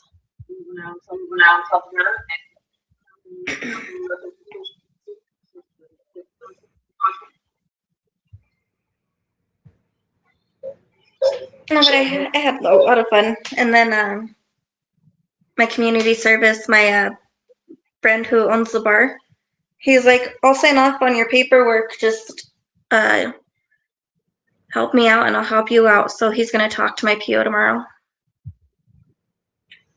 Nice. Hell yeah. Uber excited.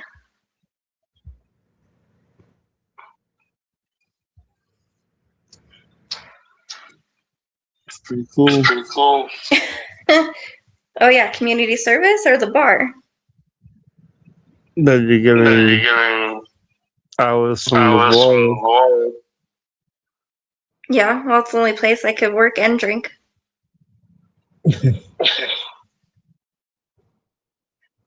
And then the stupid DJ kept on hitting on me. I was like, dude, no. And he's like, how old do you think I am? And I was like, I don't fucking know. He's like, I'm 67 years old. And I was like, bro. Damn. Yeah. And he's like, how old are you? I'm like, old enough.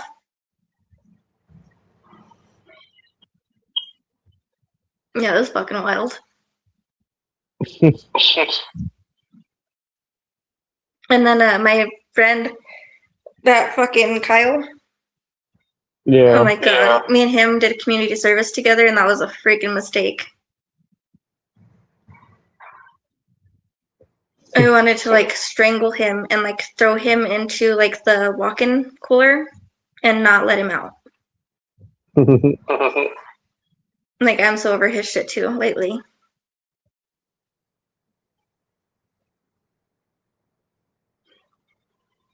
Damn. Yeah, fucking dude. Like we grew up together and like he's a cool dude. Like I know he means well and he really does care, but I'm just to the point where I'm like, bro, you're more of a friend than you are anything else. And he's like, oh, but we're family. And I'm like, I don't give a fuck.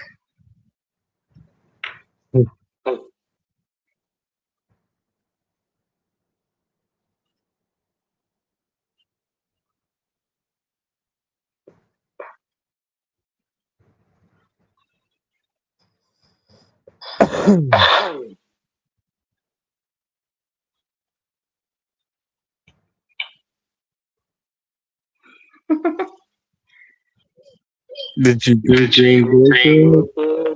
Huh? Did you drink green beer? No, so I am actually allergic to all kinds of shit. And last time I drank a green beer, I ended up with like hives and shit. So I was like negative. Oh. Yeah, I have to be careful with what I eat. A lot of stuff lately has been not the best, and I've been having an allergic reaction to a lot of stuff. Good times. Well, that's one way. If I really wanted to, like, unalive myself, it'd probably be eating shit I shouldn't be eating.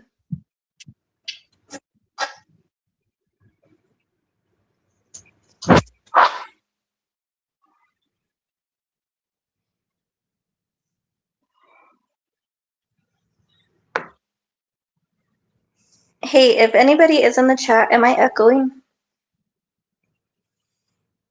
Or is Stu being a troll? I know that I'm not going to do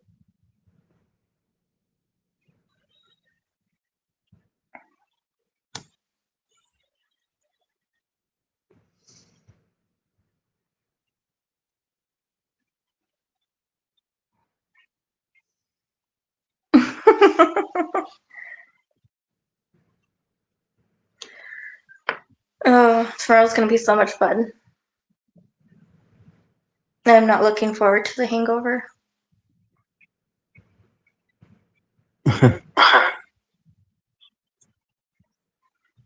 Shit, I inhaled a good sized thing of nachos in like 5 minutes. Yeah, good times.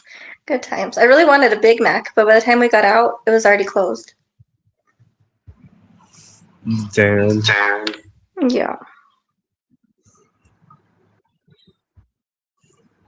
This town sucks.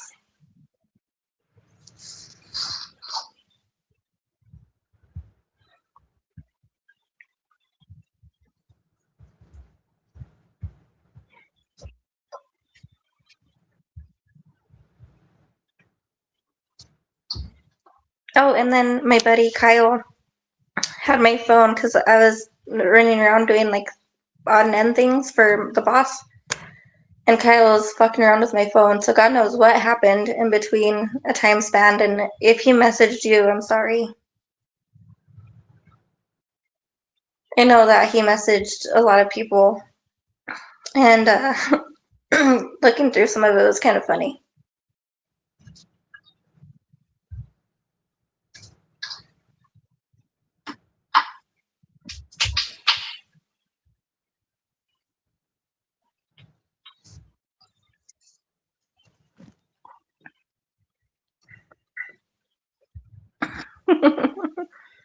I think that's too much information, dude. I don't think I'm in the right state of mind for this conversation.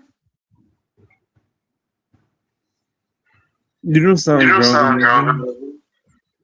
No, I am. I can't even see straight. Like my thought, like it feels like my thoughts and like my words are not making sense. Yeah,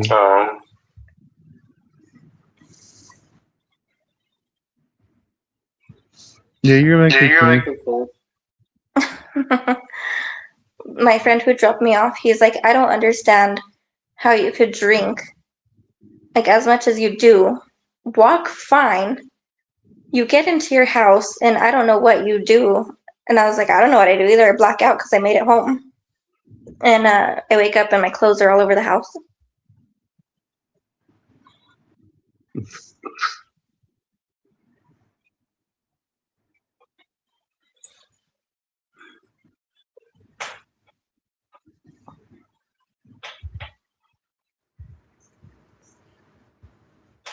How late are you gonna stay awake?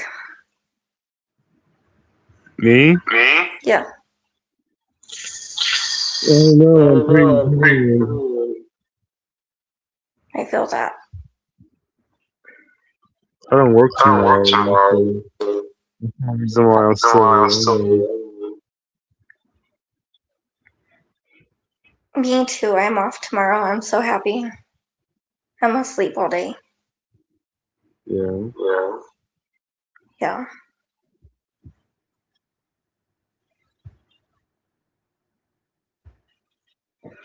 All right, party people. I will talk to y'all in the morning. Alright. You too. Good night, guys.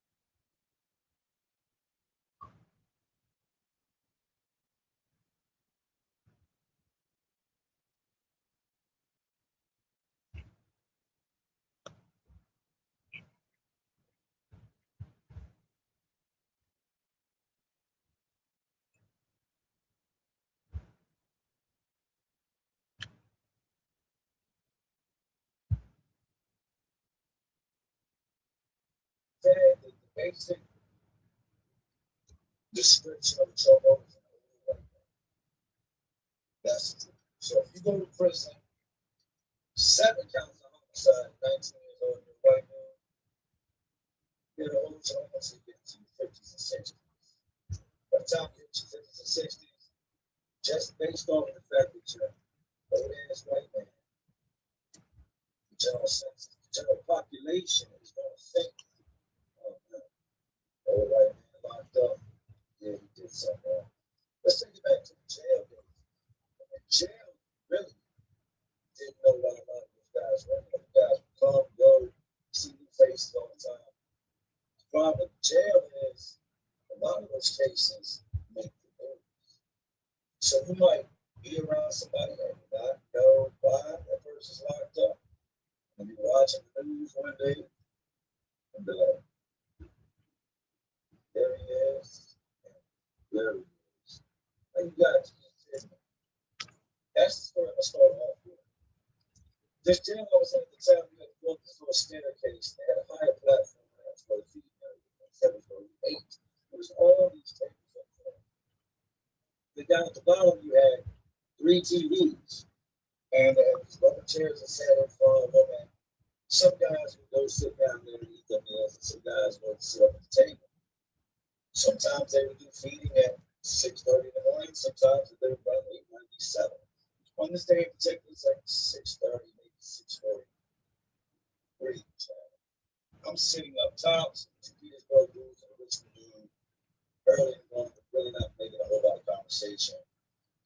Over that weekend, a whole bunch of new guys that came in. I mean, a bunch of talking 15, 20 faces. The jail just flips constantly.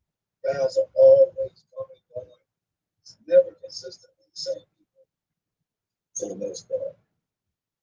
We're sitting up there eating. I remember the master doing something about trading something on my trade for something. It's like a pancake for this board in, but doing some type of swapping, trying to swap it out with this dude. And there's an older black dude sitting a couple tables over from me. Angry ass looking. Midnight black, that's black. Freshly poured paint and black. This dude was black as hell. Sitting with a group of dudes. Just came on this weekend, not talking to anybody.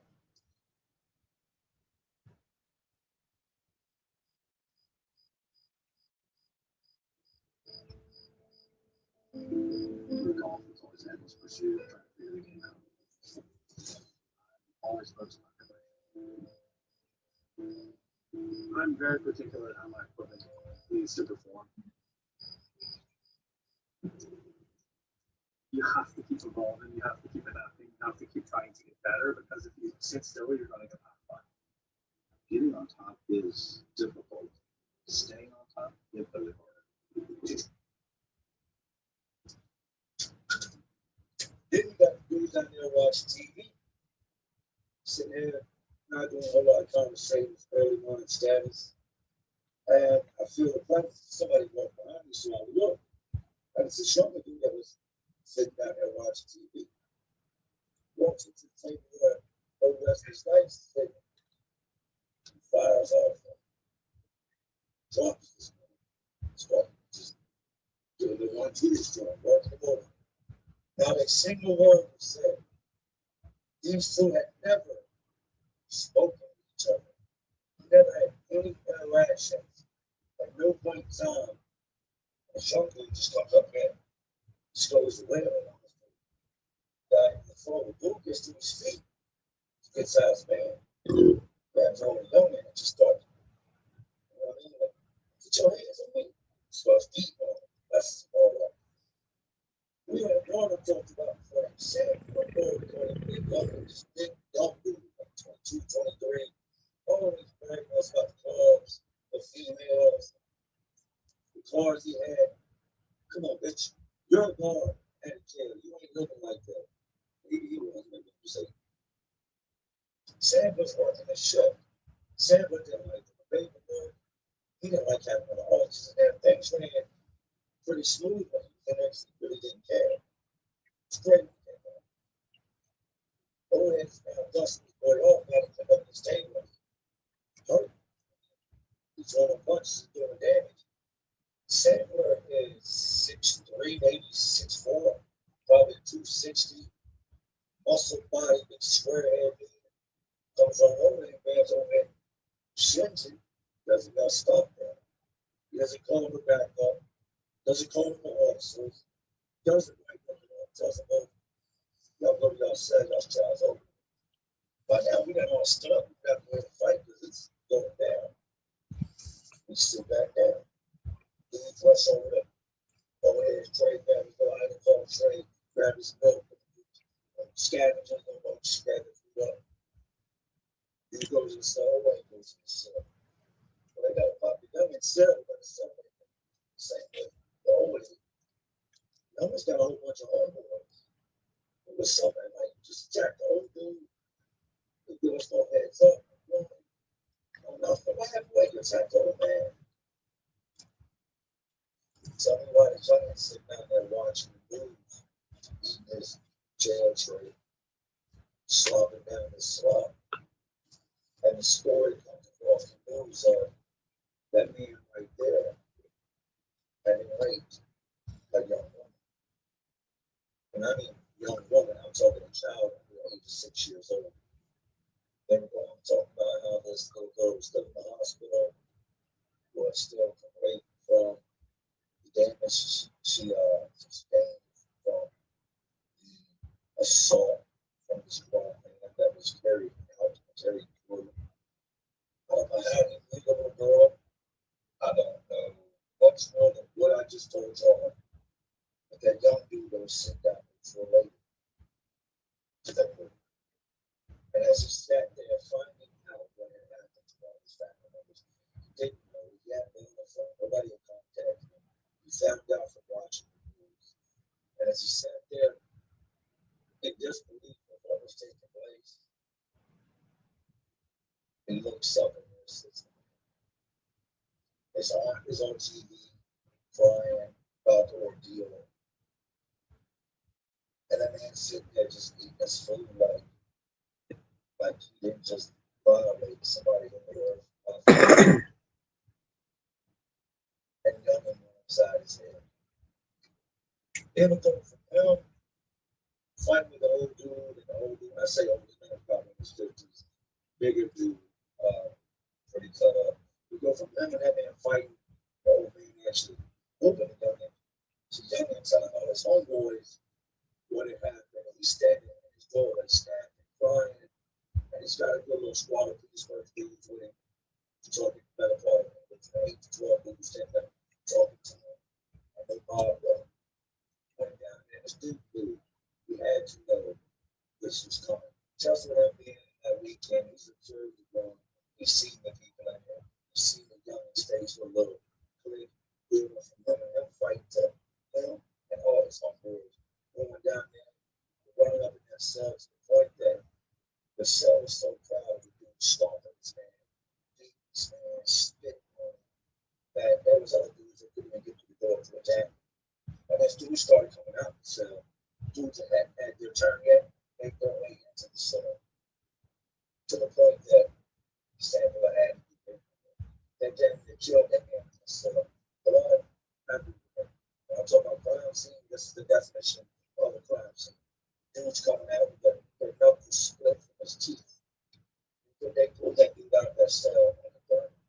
They got the boards, they went to the stretcher, put the board up on his gun, lift it up on the gun, and pushed him out of there. This is no lie. As they were pushing this man out the body, they left a trail of blood where he was leaking out of his body. They locked him and a couple of the other young dudes up and sent them off to the hole. And to me, that was happening. They should have killed him. So I do not know how much time the man went on to get. I've never seen him again. I've never seen him again.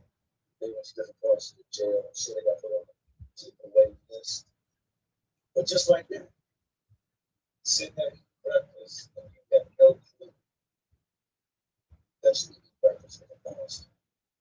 They didn't say the little girl's name. They didn't show a picture of her, but I guess by the aunt getting on the news channel and speaking up, my nephew was sitting right there and watching. I go, that's my aunt, which means do right True story, man. Watch the ones you have around you, and more important, please watch the ones you have around your children. So there's a lot of different things why it should be work. The reason why I do go work out is because I just like if a person was interested in coming to work out, I would tell them that probably the number one reason would be the small communities that we don't have the hustle and bustle of the city. And also too, this is a good place to raise kids.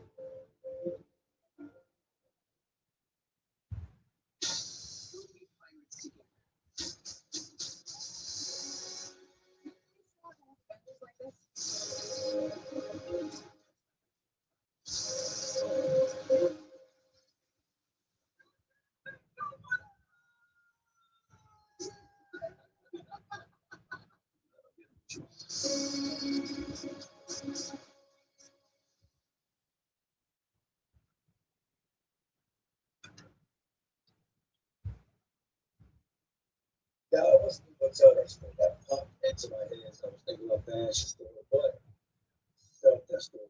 So let's get into the next story. These are stories I don't really like telling.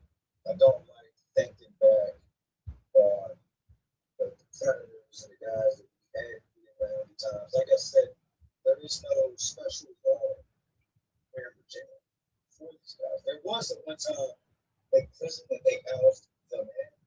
Then they shut that prison down and they flooded all the other prisons. These weirdos, these thickos from all throughout the state. So at one point, we knew the large majority of these guys were they tried to put them in one building. One particular building just housed the sex workers. They had their own yard, their own canteen, like they kept them away from us. But over time, like anything else in prison, that fell apart. They started getting moved here, moved there, moved these guys, and everybody got integrated together. Now people will talk quick about, oh, I would never get around nobody. I would never. You haven't killed one, you haven't stabbed one, you haven't beat one up, you haven't done any of that. And miss me with all the what you would do. The average man is not going to go kill that man, the crimes he committed, and throw the rest of his life away for that piece of trash. They beat him up. But he's not going to go there and just take his life from him. Because now he's going to spend the rest of his life. It's not like the movies. You don't just get away from it. I'm telling you, somebody's always watching, somebody's always listening. Very seldom you actually do something and nobody's.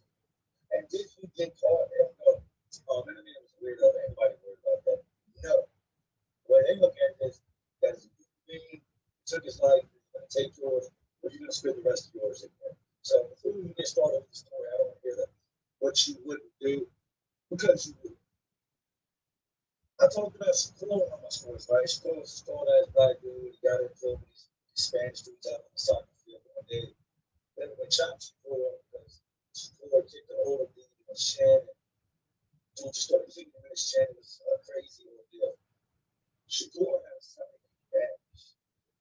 Bash, let me paint the picture for Bash. Bash was maybe 24 years old, Asian and black. That was his race, that's his mixture. Although it's like Asian, you can barely tell it, but I knew this was other guys that he had Asian in it. Shakur had put him to the hole behind the over deal out there on the side of the field. And some of the Spanish guys, they were ready to butcher him for messing with cops, right? We get a blood. Blood has, right? Now, before we go any further, let me make this very clear. I get this question a lot. Do gang members do background checks on their gang? They will tell you yes. Some of them do. Not always. Do they know 100% facts? Now I'm talking about over here. This is in Cali. I'm not out in Cali. Cali handles things the way Cali handles things. Over here, do they check into these guys 100%? No. Do they prove their entire history to find out what they've done?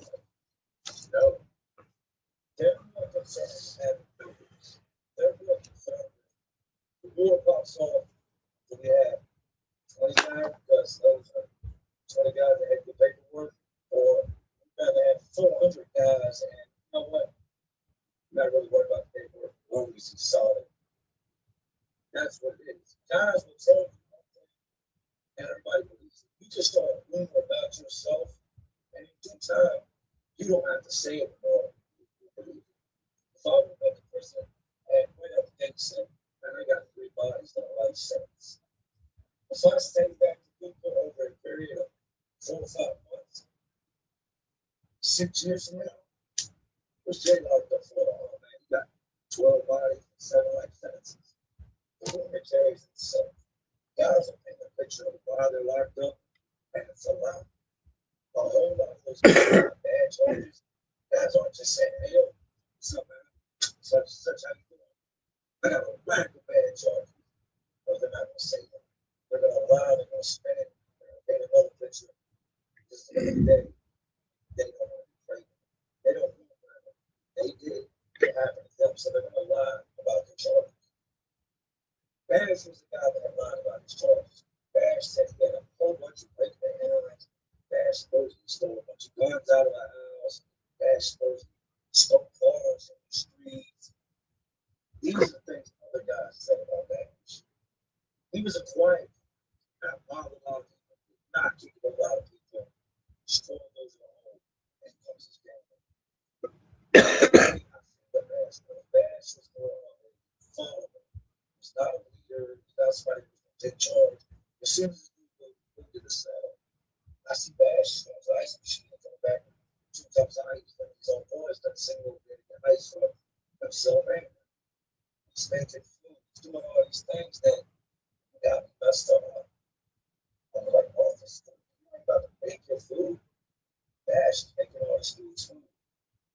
I knew, you know it, you see it coming, you've done time long enough, you know, a non-affiliated dude of that caliber, that's not gangbang, just put in the cell with somebody that does make it back.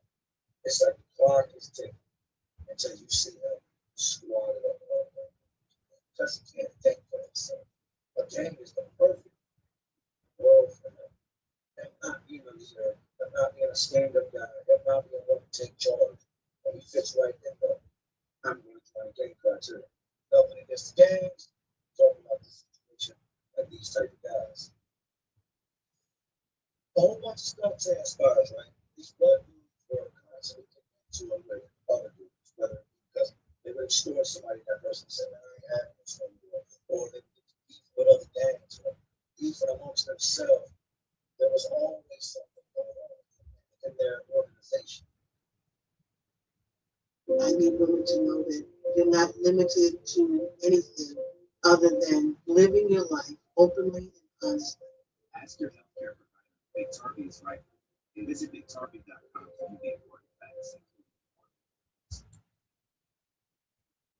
Trusting at times will throw your ass on the bus. They will let everybody else know what you did without letting them know what you did. They put this paper on the bulletin board stating that RTOC policy, all sex offenders must be registered. All in department corrections must fill out the form, this paperwork, known addresses, family members, clients. They put this paper up there, they tell everybody on such date, council instruct all of that, the sex offenders, and don't fill out these papers. So we've got everybody documented. When I'm telling you, you can see the worry in the room, and you knew actually a lot of guys have been lying about their charges. You can see it. As guys walk up to that bulletin board, grab that piece of paper. Some dudes is like, oh shit, they about to play your ass on blast. I know who's food now, right? And then some guys walk up and read the paper, and you can see the concern on their face. Like, oh man, you think so? I didn't steal cars, I didn't break them out. I got bad charges. They're gonna call me to the council's office in front of everybody, and they're gonna know. And the way they do it, they do these type of things. Anytime there's something big like this taking place, and that's a big thing in prison, to have everybody that's got a bad charge have to go to the council's office and register. They call one person after the other, after the other, after the other, because then you can sit there and go,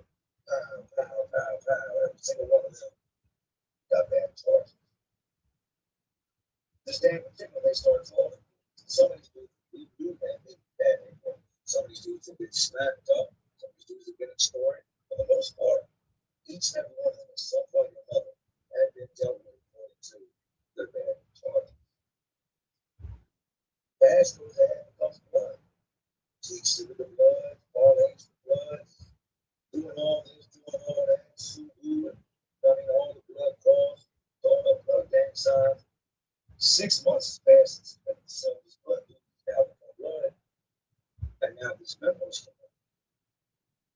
The day comes around, they start calling these dudes, making these dudes go in their council's office, fill out all these papers, the fine details of who their known associates are, where they found, where they were living, when they got locked up, staying in Virginia, their relatives in the States. They want to keep track of these guys. Started with them in the prison with information about them. As I said, they start calling them known offenders. Show no piece of shit like that. Slime shit, take this shit. They call him Ash. He doesn't come out the cell. He's in the cell. I don't know what he's doing in the cell. Watching TV, making old boys something to eat, picky cheese, clean his toes. Who knows? They come over to the house, such and such. Go to the counsel's office. You see everybody in the room that thought this room was solid. Everybody in the room that thought Bash broke a bunch of houses, stole cars, stole guns. Like, there's a street dude tell me Bash. They call his name 2 or 3 times. He's still in the cell. Really upset fucked up. Somebody goes and gets him, hey, counselor wants you in the counselor's office. For what? You know for what, but he's got to play stupid. He's got to play like, although they was calling me for something else, I'm not like the other dudes, man. Yeah, I know the 15 guys that were there before me had sex offenses, and I was 16 to get called in, but this was something non-related to everything they had going on. That's BS. Everybody knows they're strictly calling in sex offenses. They ain't got going there for sex offenses. Makes his way in his office. I don't know what's going on. I don't know why they call it. I ain't mixed up.